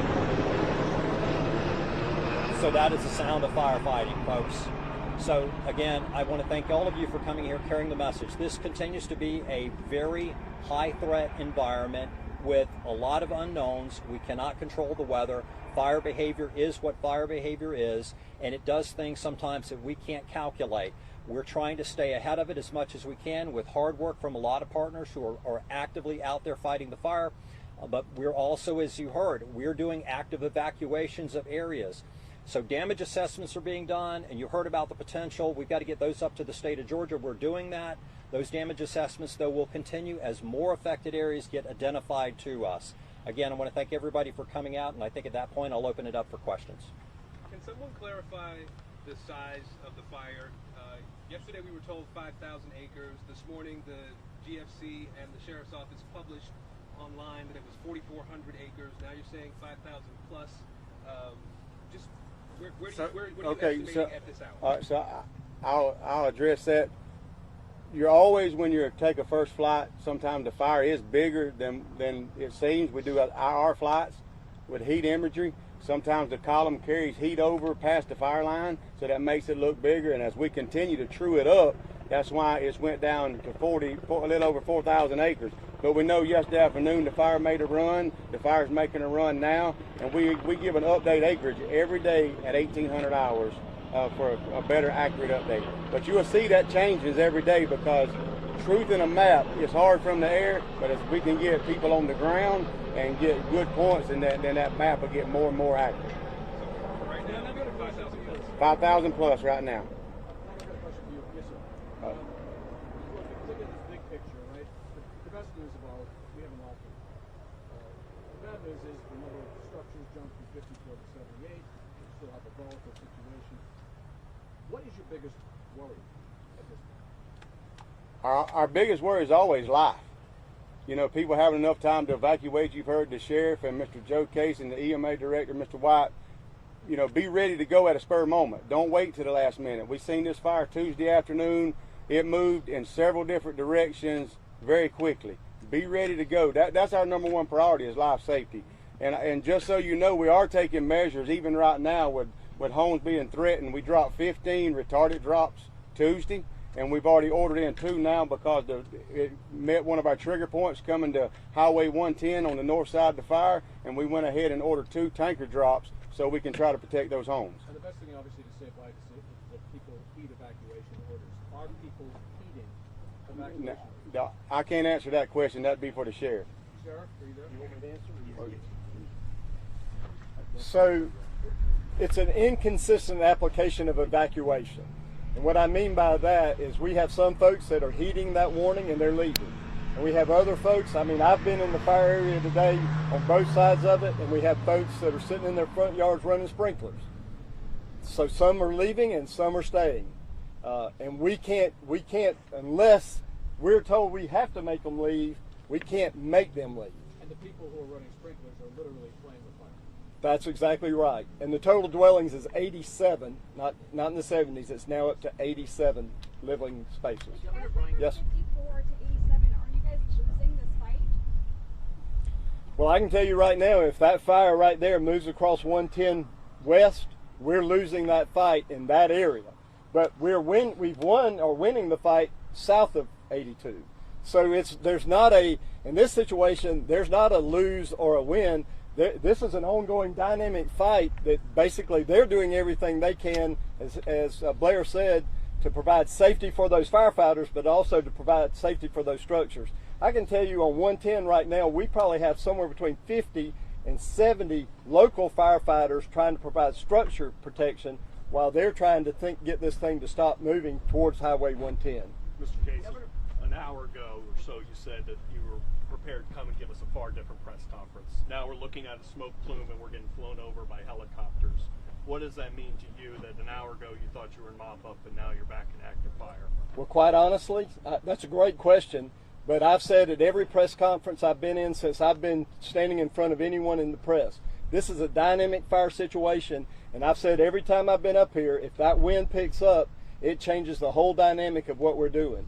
And unfortunately, earlier today, we didn't have very much wind. It was very low wind. We did have some heat, but we didn't have much wind. We had 2 commissioners that were doing a flyover earlier. They saw the hot spots pick up, and literally within the last hour, we went from no evacuation need to a crisis evacuation need. It's just a constantly changing situation with the wind. Brian Kemp said yesterday that the fire may have started from a balloon hitting a power line. Can you expand on that at this point? Is that being investigated, and any more details? So I can tell you right now, there's no clear, certain, definitive answer to how this fire started. We do know that we have not seen any clear evidence of any arson, but I can tell you that still could be the case. We do know that we had a power surge at a certain time on Monday afternoon, but we do not know for sure that might have started it.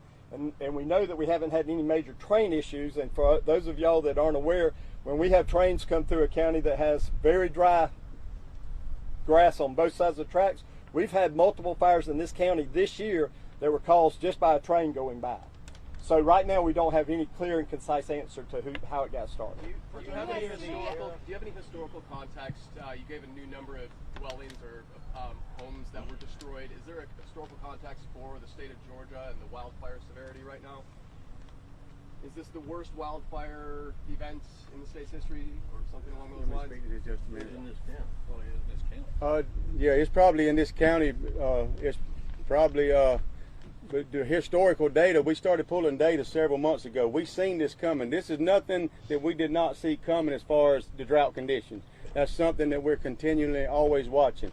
I will say this is the 8th driest year since 1895. And to put some things into perspective, because I've been doing this for 28 years with Georgia Forestry, in 2002, 2007, 11, and 17, when most of you know we had major wildfires, just to give you one indicator, and this is only one indicator of our fire, is drought indexes. In the middle of March, in those major fire seasons, our drought index was at 150, meaning once an inch and a half down in the soil, you would find moisture. Coming into this March, we was at 500 and 600 in the drought index. That shows you the severity of the drought conditions coming out of winter and into the spring, which is our fire season. We go all the way back, and here's just a rule of thumb. We didn't get a tropical depression or any kind of tropical moisture, and when that usually happens, you normally have a major fire season. Can you estimate how many people are displaced by evacuations? I'm sorry? Can you estimate how many people have been displaced by evacuations? So that's another dynamic number. We estimated yesterday we were around 100 number. I can tell you right now we have probably 50 to 60 homes in that area that we've denounced today. And if all of those were to leave, we'd be in the 150 to 200 range. Earlier, the sheriff had said that there were no reports of injuries. I heard earlier that at least one firefighter was injured. Is that not accurate? No, that was inaccurate, but that was a minor injury that was not reported. They did not go to any hospital or anything like that. We've got a great EMS team here. They took care of that, treated him on site, and went on. Any idea when evacuees may be able to get back to their homes if they're listening right now? Okay, hold on one second. I'm going to go here, then I'm going to go here, then I'm going to go here. So basically, our objective earlier today, and Chuck could talk to this, we were looking at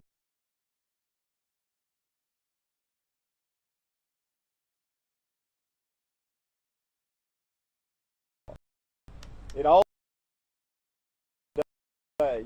So we're going to try to get these folks back to their house just as quickly as we safely can. And we have a system that they've been working on and put in place that we will identify. If they come in and ask us, we will identify the safety of that zone. We have a great system that's got checks and balances. And once it's implemented, we will make sure before they go in that it's safe for them to go in. And that hopefully could happen possibly as early as tomorrow. Yes, ma'am.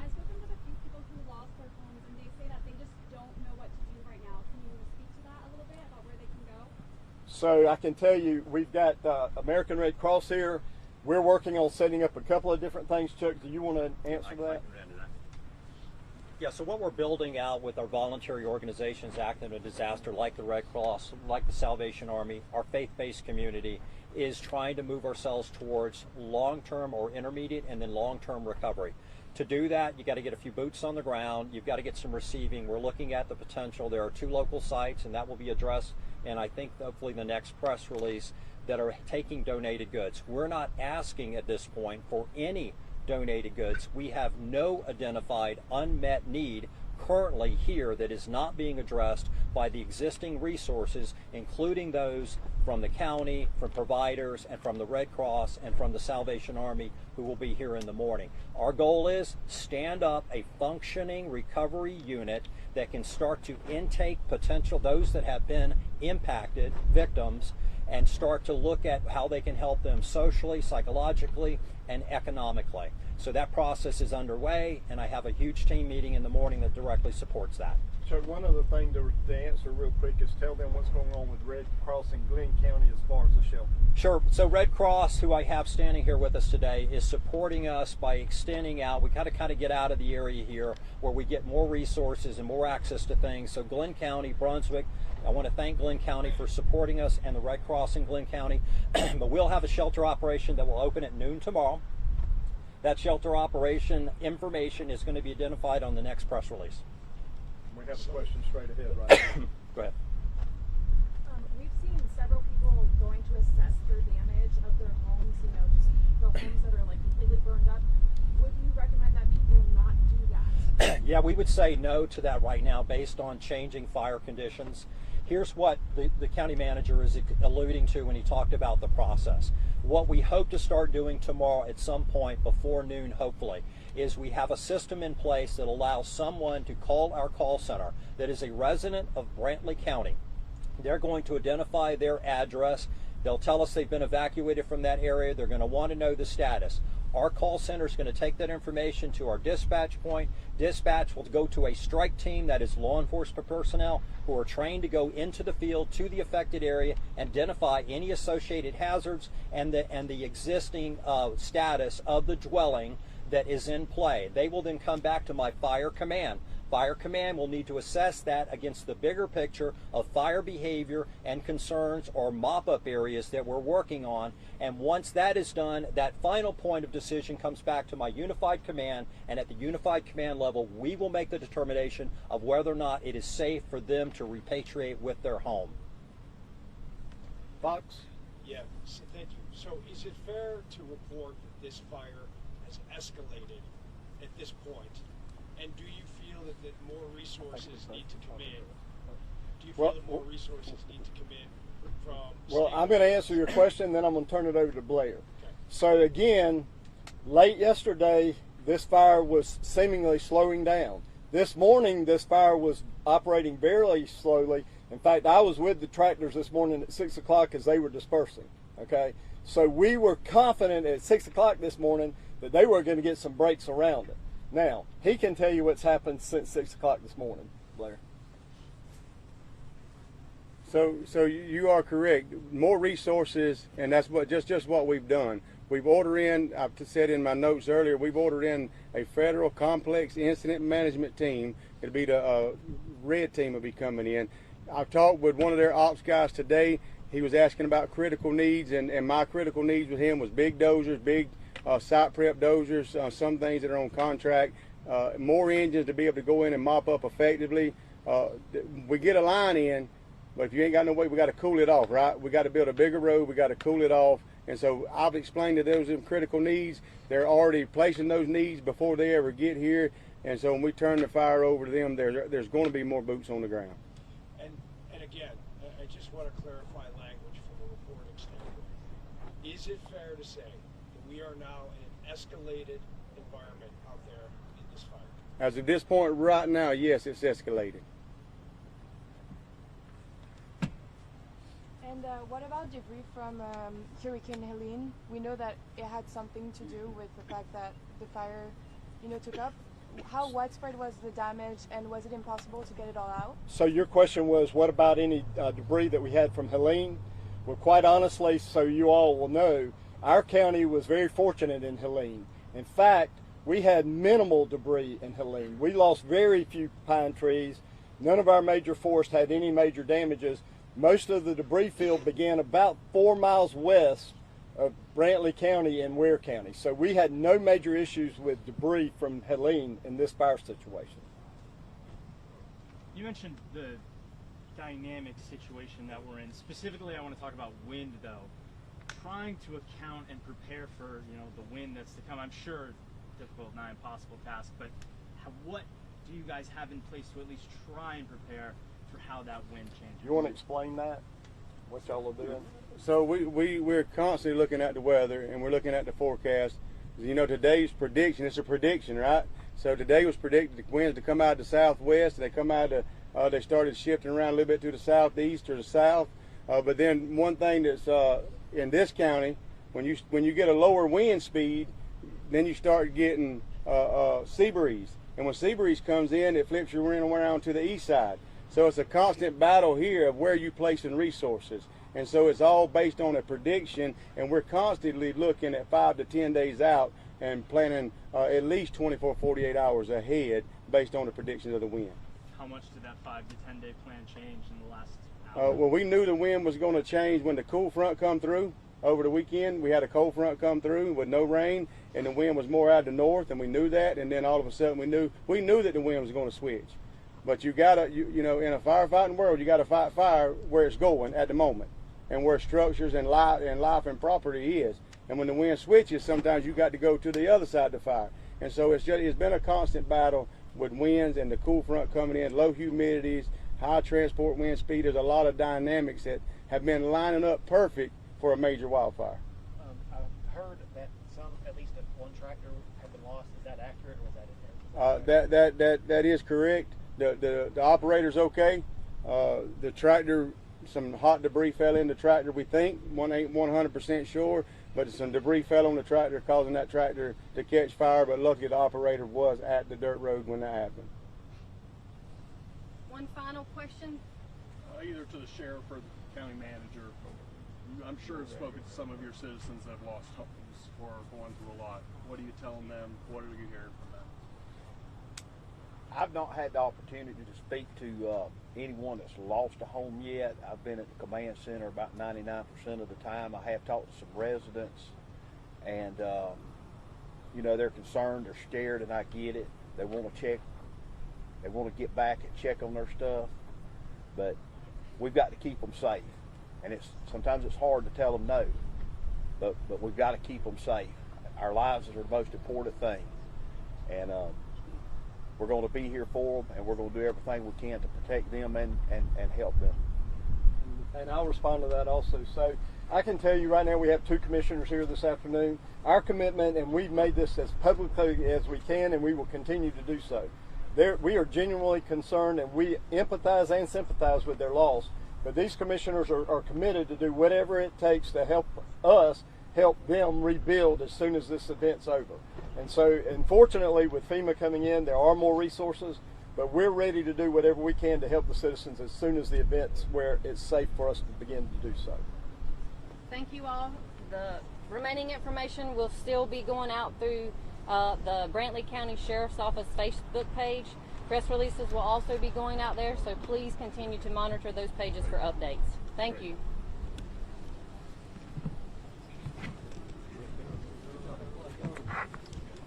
Blair, thank you. Yes, sir. Really appreciate you being here. Yes, sir. Thank y'all. Thank y'all. If we can do anything for your yellow shirts in any way, yes, sir. Yep. Just leave it. Like I said, Just get over there. I got an briefing with the red team, me and the director's office. They'll come in and set up. My biggest task then was time. Thank you. Some of the PIs are already here.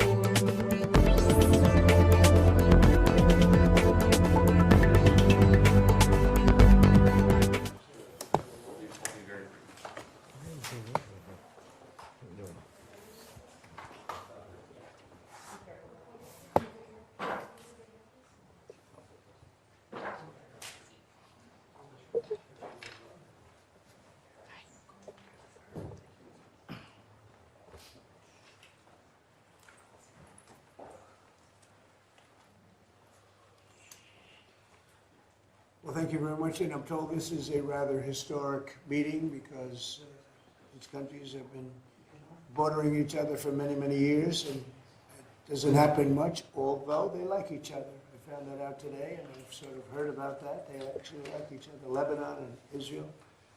And we had a great meeting with the very high officials of Lebanon and very high officials of Israel, and we think that the president of Lebanon and the prime minister of Israel over the next couple of weeks will be coming here. They've agreed to an additional 3 weeks of, no firing, ceasefire, no more firing. Let's see. We hope that happens. It's not going to happen between them, but they do have Hezbollah to think about. And we're going to be working with Lebanon to get things straightened out in that country. I really believe it's something we can do pretty easily, just with the power of who we are. They're great people, the Lebanese people. We have our ambassador here who has done a fantastic job, ambassador to Lebanon from the United States. And we had a great conversation, and I think it's the beginning of something very important. It'd be a wonderful thing to get this worked out simultaneously with what we're doing in Iran. And I'd like to start by just asking JD, our vice president, our great vice president, to say a few words, and then Marco will speak, and then the representatives from the countries. Mike Huckabee, you'll say a few words, Mike. You've done a great job, by the way. I appreciate it. Everybody does.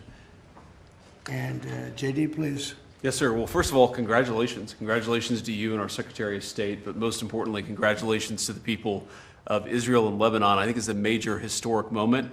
We're going to extend the ceasefire for 3 weeks that's already in place between Israel and Lebanon. Of course, it wouldn't have happened without the president's direct engagement. The fact that you have these leaders of different countries coming together for the first time, they came together in the Oval Office, and they came together because of energetic diplomacy, of course, led by the President of the United States. So I think it's a big moment for the world. It's a big moment for our country, but just very proud to be a part of it. So thank you, sir, for making it happen. Thank you very much, JD. Thank you, Mr. President, for hosting this. Actually, the president wanted to be personally involved, and I'm glad he was, because it made it possible to get this extension, and it gives everybody time to continue to work on what's going to be a permanent peace between two countries that want to be at peace. Both are victimized by the same terrorist organization, a terrorist organization that no doubt has victimized Israel, but has also victimized the people of Lebanon. The people of Lebanon deserve to live in a country that's peaceful and prosperous. They have an opportunity to do that. They have a history of that. And what's standing in the way is an organization that operates, a terrorist organization that operates within their national territory that threat needs to be eliminated. And so thank you, Mr. President, for this gathering today and for convening it and being a key part of it. And it buys us time to continue to work. I'm very optimistic that in a few weeks we'll be even closer to the kind of permanent peace that the people of Israel and Lebanon deserve. Thank you very much. Michelle, please.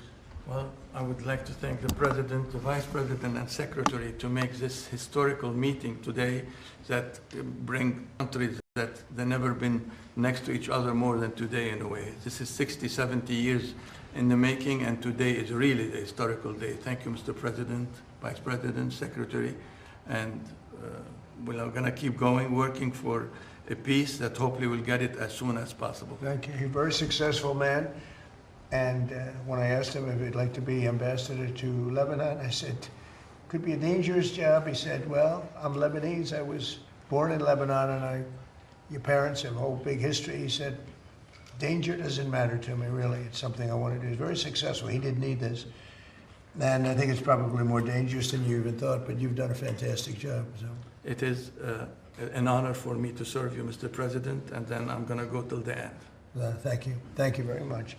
And likewise, Mike Huckabee, we all know Mike, and he didn't need it either, did he? But he's doing a fantastic job. Mike, go ahead, please. I just want to say, Mr. President, what an amazing opportunity to be here at a moment of history. The people of Lebanon, the people of Israel are neighbors, and they want to get along. They can get along. But it's like neighbors who have a rough little kid living in the neighborhood who keeps throwing rocks at everybody's window. And if the kid will quit throwing rocks, the neighbors can get along and start actually working together. The president has initiated something that is truly bringing the neighborhood back to a neighborhood and recognizing that the problem is not Lebanon and the problem is not Israel. The problem is Hezbollah, the bad little kid throwing rocks. That's what the president is getting launched today, to get that little kid out of the neighborhood. Thank you. Mr. Ambassador, please. Well, thank you, Mr. President, for your hospitality, for bringing Israel and Lebanon together here in the Oval Office. Israel wants peace with Lebanon, and Israel wants security for its citizens. We're united with the Lebanese government in wanting to rid the country of this malign influence called Hezbollah. And now that, Mr. President, under your leadership, Iran has been so degraded, the possibility of degrading Hezbollah and liberating Lebanon from their occupation is real. So we hope that together under your leadership, we can formalize peace between Israel and Lebanon in the very near future. And we are just very thankful for the opportunity. Well, thank you, and I look forward to having the next meeting with your great Prime Minister. He is. He's a wartime Prime Minister with Bibi and with the President of Lebanon. It'll be fantastic. I think lots going to happen. Madam Ambassador. Of course. Thank you so much. Thank you so much, President Trump. Thank you for your leadership, for making sure to be presiding over this historic moment. I want to really say thank you to the United States under your leadership for all your effort to help and to support Lebanon. And I think with your help, with your support, we can make Lebanon great again. Thank you so much. Sure, thank you. I like that phrase. I know. Sounds nice. No? That's a good phrase. I meant GA. Thank you very much. I think we will. Any questions? Yeah, please. President Trump, Anthony Mouchak from MTV Lebanon. Yes. First, thank you for having us in the White House for the year and a half. This is historical for our audience as well. We would like to ask you 2-3 questions. First question, the peace between Lebanon and Israel. Do you think it will happen this year? I think it has a great chance. I mean, you know, they're friends about the same things and they're enemies on the same things, and it has to do with, I guess you could say, a couple of countries, but certainly it's, if you look at Hezbollah, that's where everybody seems to be united against them. So they are both very united in that way. Yeah, I think there's a very good chance of having peace. I think it should be an easy one. Relative to some of the things we're working on, it should be an easy one. But it's been so many years because nobody focused on it. But Lebanon was a great country. It was a beautiful country, smart people, very brilliant people, doctors, professors, economists, some of the smartest people on the planet. But it got torn apart by different factions and nothing having to do with them, outside factors. So I think it can be brought back pretty quickly. And when do you think our president will meet Netanyahu here at the White House? I think we'll do it during this period of time, during the 3-week period, ideally. I mean, I'd like to suggest over the 3-week ceasefire. If you can do that. Well, we're here. We'll do it in the Oval Office. And regarding Hezbollah, he's not responding to our government. He's doing whatever he wants.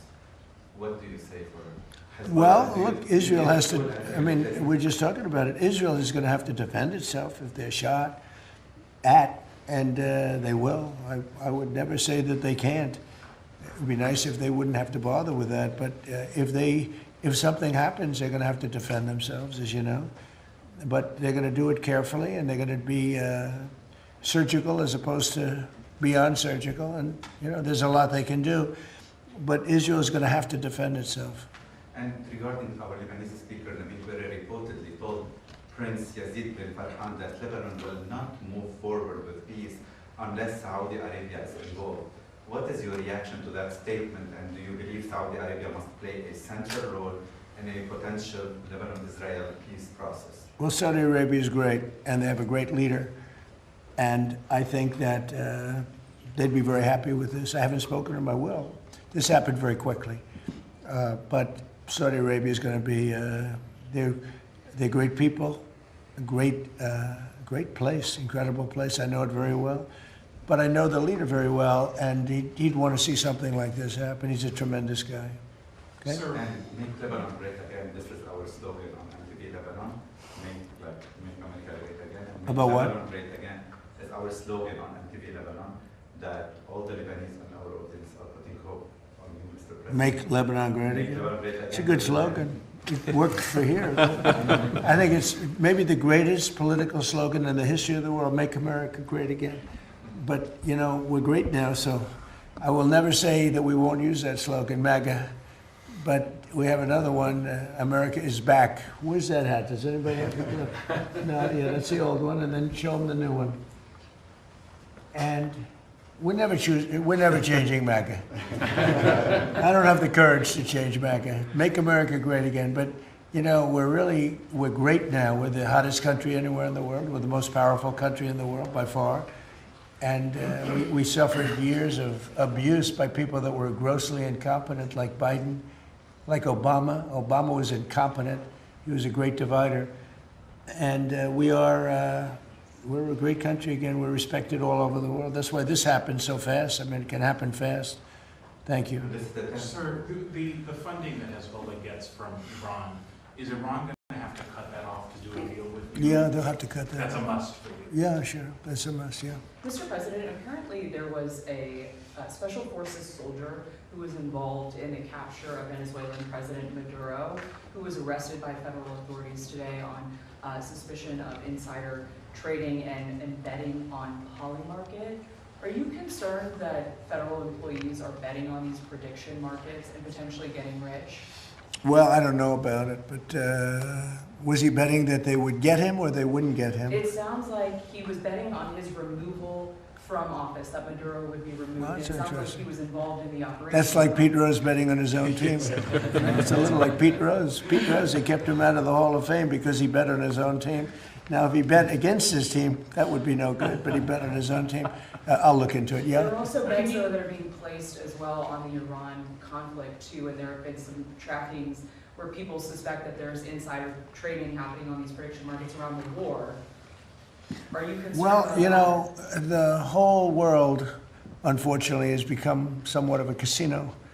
And you look at what's going on all over the world, in Europe and every place they're doing these betting things. I was never much in favor of it. I don't like it conceptually, but it is what it is. No, I think that I'm not happy with any of that stuff, but they have all these different sites. They have predictive markets. It's a crazy world. It's a much different world than it was. Please. We talked about the Fed's renovation. Can someone other than the Justice Department find out the things you said you wanted to learn? Well, it could. I mean, look, it's pretty easy. When you look with Jerome Too Late Powell, I have a real problem because he should have been lowering interest rates a long time ago. And despite that, we fought through it, and we have the greatest economy we've ever had. You take a look, I mean, I don't know what the market is today, but we've broken every record over the last few days. And this is during a military operation or a war, whatever you want to call it. It makes no difference as far as I'm concerned. But we have this unbelievable economy. The S&P has a new record. The Dow is right at a new record. We already broke the record with the Dow. People said it wouldn't happen in 4 years. They said in 4 years it won't be able to be possible to break 50,000, and we broke it with the Dow. And I'm actually a little bit surprised that we're breaking it constantly, even now, during this conflict. Because when we broke it, I called a lot of the people here. I called JD, I called Marco, I called Howard, I called Scott. I said, I hate to tell you fellas, but we have to do a little bit of a detour. We have to go to Iran and make sure they don't have a nuclear weapon. We had just broken every financial record. And the amazing thing is we continued to break them even during the war. Now, fuel went up, but I thought it would have gone up much more. And a lot of ships are coming to the United States, and they're using the United States instead of the Hormuz Strait. Amazing things are happening. Our country is amazing. You know, we don't have an oil shortage. We're drill, baby, drill. We are right now producing more oil than Saudi Arabia and Russia combined. Did you know that? More, and in about a year from now, we'll be doing double the level. And Venezuela's been fantastic. We have a great relationship with that country and with the people that are running the country. And we're taking in millions of barrels of oil, millions and millions from Venezuela. It's been a great experience, to be honest with you, and they're doing a very good job, and they have our backing, okay? Mr. President, you said that... Can you just clarify again what exactly... Here we go, listen to this. No. Just clarify. Here we go, here's his bomb. What have the two sides agreed to here? 3 weeks ceasefire with the 3 weeks. leaders coming? Yeah, 3 weeks. And the leaders will most likely be coming here during that time. And I think when they do, that's a very historic meeting. They haven't met for many, many years, as I understand it. Never. They've never met. Think of that. They're next to each other. They're great people, and they've never met. This should be an easy one, okay? Good question. Thank you. Just one other question. the Lebanese law, we can't communicate with Israel what we can do about this law. Like, if we talk with Israel, it will be a crime for us as Lebanese. And this is a question on behalf of... How is it a crime? How? And the Lebanese law, it's a crime. They put you in Well, jail. I think we have to end that. Yeah. Okay, that's something we're going to have to end. I'd never heard of that. But that's a good start. It's a crime to talk with Israel. Well, I'm pretty sure that that'll be ended very quickly, okay? I'll make sure of that. And I know Lebanon doesn't want that. We'll end up, will you work on that, please, everybody? That's crazy. The ship, Mr. that was, President. the ship that was captured on Monday, you said there was a gift for the Iranians in it. What was that in that ship? The one from China? Yeah, well, we have, that's very top secret. Yeah, there was stuff in there, but it's top secret. I'd like to let you know, that's a good question. That's one of those little questions where, oh, this is not good. No, it's, we have a lot of things that we got. You know, that the strait, what we've done with the blockade is amazing, and nobody gets through, and nobody wants to get through. Nobody's trying. The one tried, they shut out the engine, but nobody's trying. We have complete control. Now they can drop their mines in there and do all those stupid things. It's just going to take longer for them to make money because the mines are going to affect them much more than they're going to affect us. But and we don't know that they're doing that, but they could be that they're doing that. If they're doing it, it's a very foolish thing to do. Just like for Iran to shoot at Saudi Arabia, UAE, and Qatar, and Kuwait, Bahrain, all the different places they shot. Nobody expected that. They thought they'd shoot at Israel in all fairness, but you didn't expect they'd be shooting at numerous other countries. I think it was a big mistake. If they're putting mines down, it's a big mistake for them, I will say. Are you angry at China for what they sent Iran? No. So there's some reporting today. No. I guess we do the same thing, don't we? With other countries.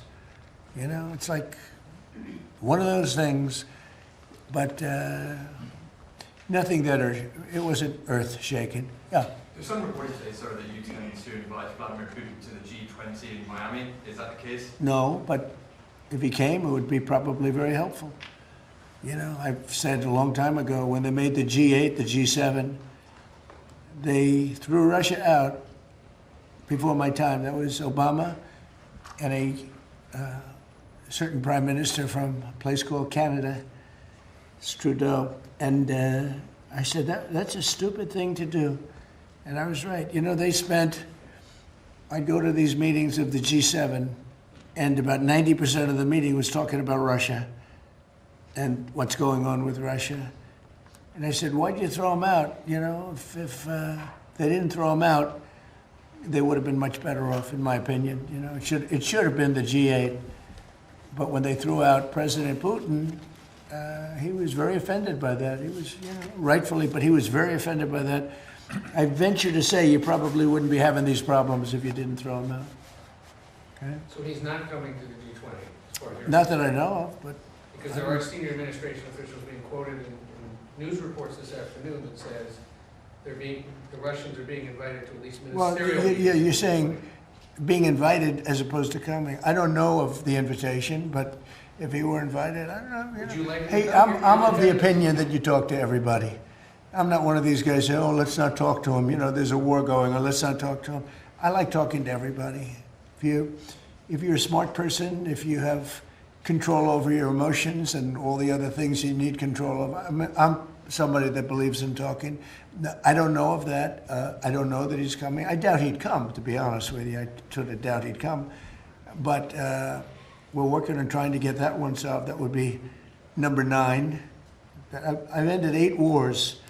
And that one is, but they continue to fight. The hatred between him and President Zelensky is extraordinary, I can tell you. Could I ask you a FIFA question, sir? What do you think of this idea of replacing Iran with Italy in the World Cup? I don't think about it too much. Okay.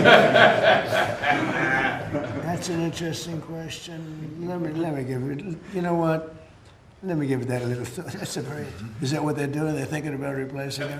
Apparently it's a proposal. Let Marco make his poly. Marco, could you make a first. statement on that, please? What do you think of? Yeah, there's nothing from the U.S. has told them they can't come. I mean, the problem with Iran, it would be not their athletes. It would be some of the other people that would want to bring with them, some of whom have ties to the IRGC. We may not be able to let them in, but not the athletes themselves. But no one's, I don't know where that's coming from, other than speculation that Iran may decide not to come, and then Italy would fill their spot. But that's, if they decide not to come on their own, it's because they decided not to come. What they can't bring is a bunch of IRGC terrorists into our country and pretend that they're, journalists and athletic trainers. Sir, is the government going We to would buy- not want to affect the athletes. Yeah. Is the government going to buy a stake in Spirit Airlines? So Spirit is an airline that's had some trouble. They were going to merge with People Express, or one of them, a number of years ago, and Barack Hussein Obama decided it was a bad idea. How did that work out? It's bad for both of them. That would have been a natural merger. Not United and American, but Spirit and the other. We're looking at helping them. We have 18,000 people that live in this country that are great people and great employees, and we're thinking about doing it, helping them out, and meaning bailing them out or buying it. I think we just buy it. We'd be getting it virtually debt-free. They have some good aircraft, some good assets, and when the price of oil goes down, we'll sell it for a profit. I'd love to be able to save those jobs. I'd love to be able to save an airline. I like having a lot of airlines, so it's competitive. So we are looking at Spirit. It's in a bankruptcy. It's in bankruptcy court, and we're looking if we could get it for the right price. I'd do it to save the jobs, and we have somebody that wants to run it, do a good job, smart person. And if they run it properly, and if prices come down, all of a sudden it's a valuable asset. Mr. President, And they have some very good slots too, which are pretty valuable. You will visit Lebanon and visit Ambassador Isa to the embassy because we're building a huge U.S. embassy in Lebanon. Are you going to plan to launch it or open or attend it for the opening? You want to answer that?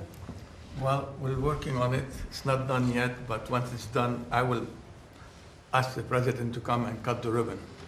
We'd love to have you, Mr. I President. have no objection to that. Go ahead, please. In the UK today, they've just announced a total of $1.3 billion in return from digital service tax, which you in the past have called an unfair tax on American companies. You know it very well. You previously called for investigations, but so far as we can tell, there has been none. Would you call So what tax is this? a digital service tax? Is the kind of nicknamed the tech tax or big tech tax that kind of. You mean they're going to put a tax on basically American companies? It's already there, sir. Did you say the UK? Yes, sir. And they made $1.3 billion last year. So is that something you would kind of investigate, call for it to be scrapped, have a look at? We don't like it when they target American companies, because basically you're talking about our great American companies. And whether we like those companies or don't like them, they're American companies. And they're the top companies in the world. And we've been looking at it. UK did it, a couple of other people did it. They think they're going to make an easy buck. That's why they've all taken advantage of our country. They don't take advantage of it. No, we've been looking at it, and we can meet that very easily by just putting a big tariff on the UK, so they better be careful. If they don't drop the tax, we'll probably put a big tariff on the UK. Or if they expect 5%, 10%, something similar. Whatever, I mean, more than what they're getting. They shouldn't be doing that. That's all that's doing is really targeting great companies, but they're our companies. It's like us targeting their companies, which we could do very easily. But you don't have big companies like that. You don't have those great companies. Not fair. I have an obligation to protect our companies. That's how they became great. And they become great during my administration. My first 4 years, we had the best economy in history of my first 4 years. And this will blow it away. Look at it. During a war, we have the highest stock market. During a war, it's not a big war for us, but it's a war. And during a war, we have the highest stock market. I have to protect this country. So if they want to do the service tax, France did it also, and some others. And literally, I have a meeting after this having to do with that exact question. And what we'll do is we'll reciprocate by putting something on that's equal or greater than what they're doing. And they won't be happy about that. No, that's enough. You've asked so many questions. Mr. President, Yeah, please. I emailed the Virginia Department of Elections earlier today and asked them if they had seen any evidence of election tampering, of fraudulent mail ballots being cast in the Tuesday election, or if there was any evidence of non-citizens voting in that election. Why did you say that that election was rigged? Well, you have mail-in ballots, and they found a lot of them at the end of the day, all of a They said that sudden. they have received no credible information related to Well, this I know, you'd say that no matter what. You know, you've been saying that for years, and now they're finding out that the 2020 election was totally rigged. And when you look at what just, excuse me, how do you defend what just happened where your Southern law, whatever it is, has given money to KKK, they're supposed to protect people, and they're paying all these people, crooked as can be, millions of dollars going all to all these people that they're supposed to be protecting from, but they're actually supporting them because they want to have companies that they can protect and because they want to rig elections. That was all a rigged election. All of the things with Charlottesville, all of the stuff that they did, and you won't bring that up, but you'll bring up some nonsense. Let me tell you, the election, we were winning all day long. It's a totally horrible situation. Hopefully the courts will overturn it, what they did in Virginia. You have a grossly incompetent governor.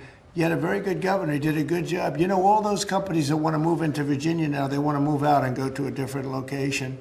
So that's my opinion. I believe it was a rigged election. Virginia's known for it. It was a rigged election. They had a lot of ballots, mail-in ballots. Anytime you have mail-in ballots, you have cheating. Did you have something? Yes, you said that the U.S. will work with Lebanon to protect itself from Hezbollah. What does that look like exactly? What is it? You said that the U.S. will work with Lebanon to protect itself from... Well, we're just going to work with them. I mean, we have a good relationship with Lebanon. It's amazing that, you know, it's the amazing thing is they actually have sort of a good relationship with Israel, and they don't deal with each other, but now they're going to deal with each other. We're putting them together. What's the material support that you intend to... We're going to help. We're just going to help them. We're going to help them. They're great people. It can be a really good country again, maybe a great country again. And I think you have all the ingredients, so we're going to work together. And I think Israel's going to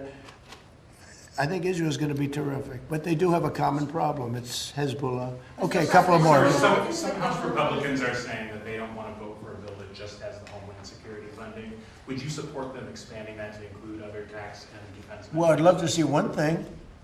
You know what that is? Save America. I'd love to say the Save America Act, which is voter ID, which is proof of citizenship, which is, by the way, no mail-in voting, which is a fraud. Anytime you have mail-in voting, you're going to have a fraudulent election. But I'd leave it for military, you know, mail-in voting for military, for people that are sick, for people that are traveling, like business or whatever, different things. But disability, where they have a problem. But no mail-in ballots. We added a couple of things. No men playing in women's sports. It's unrelated, but it's a popular thing. And no transgender mutilization of our children. So that's it. Thank you very much, everybody. Thank you, President. Thank you, guys. Thank you, guys. Thank you, guys. Thank you, guys. Thank you, press. This way, guys. Out this way. Thank you, guys. Thank you, press. This way. Thank you, guys. Keep moving. Thank you, guys. Keep going. Out this door. Keep going, guys. Thank you.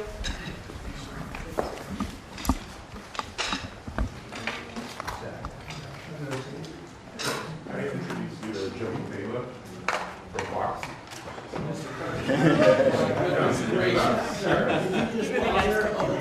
Every question was a hit. Keep moving, guys. Keep moving. Quick.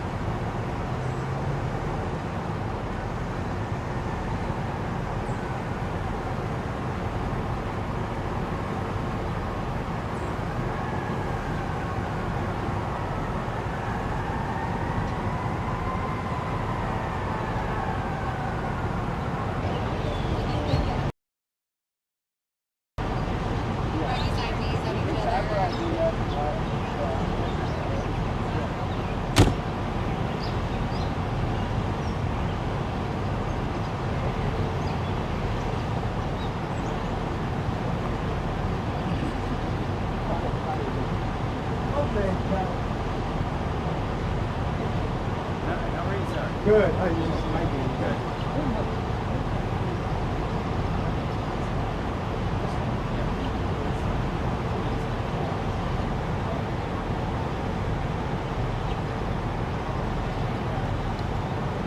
Thanks, guys. Appreciate it.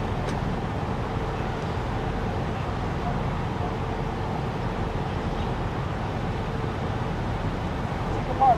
It's not like mine. You got it.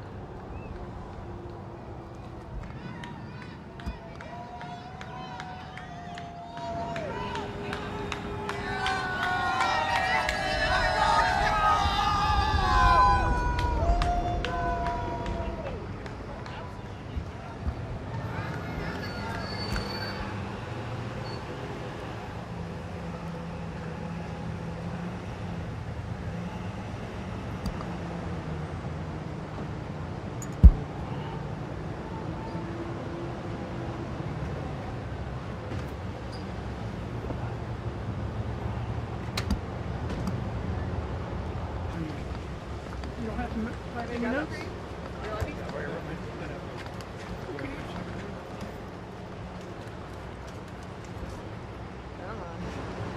Let's go. Do you know where we are?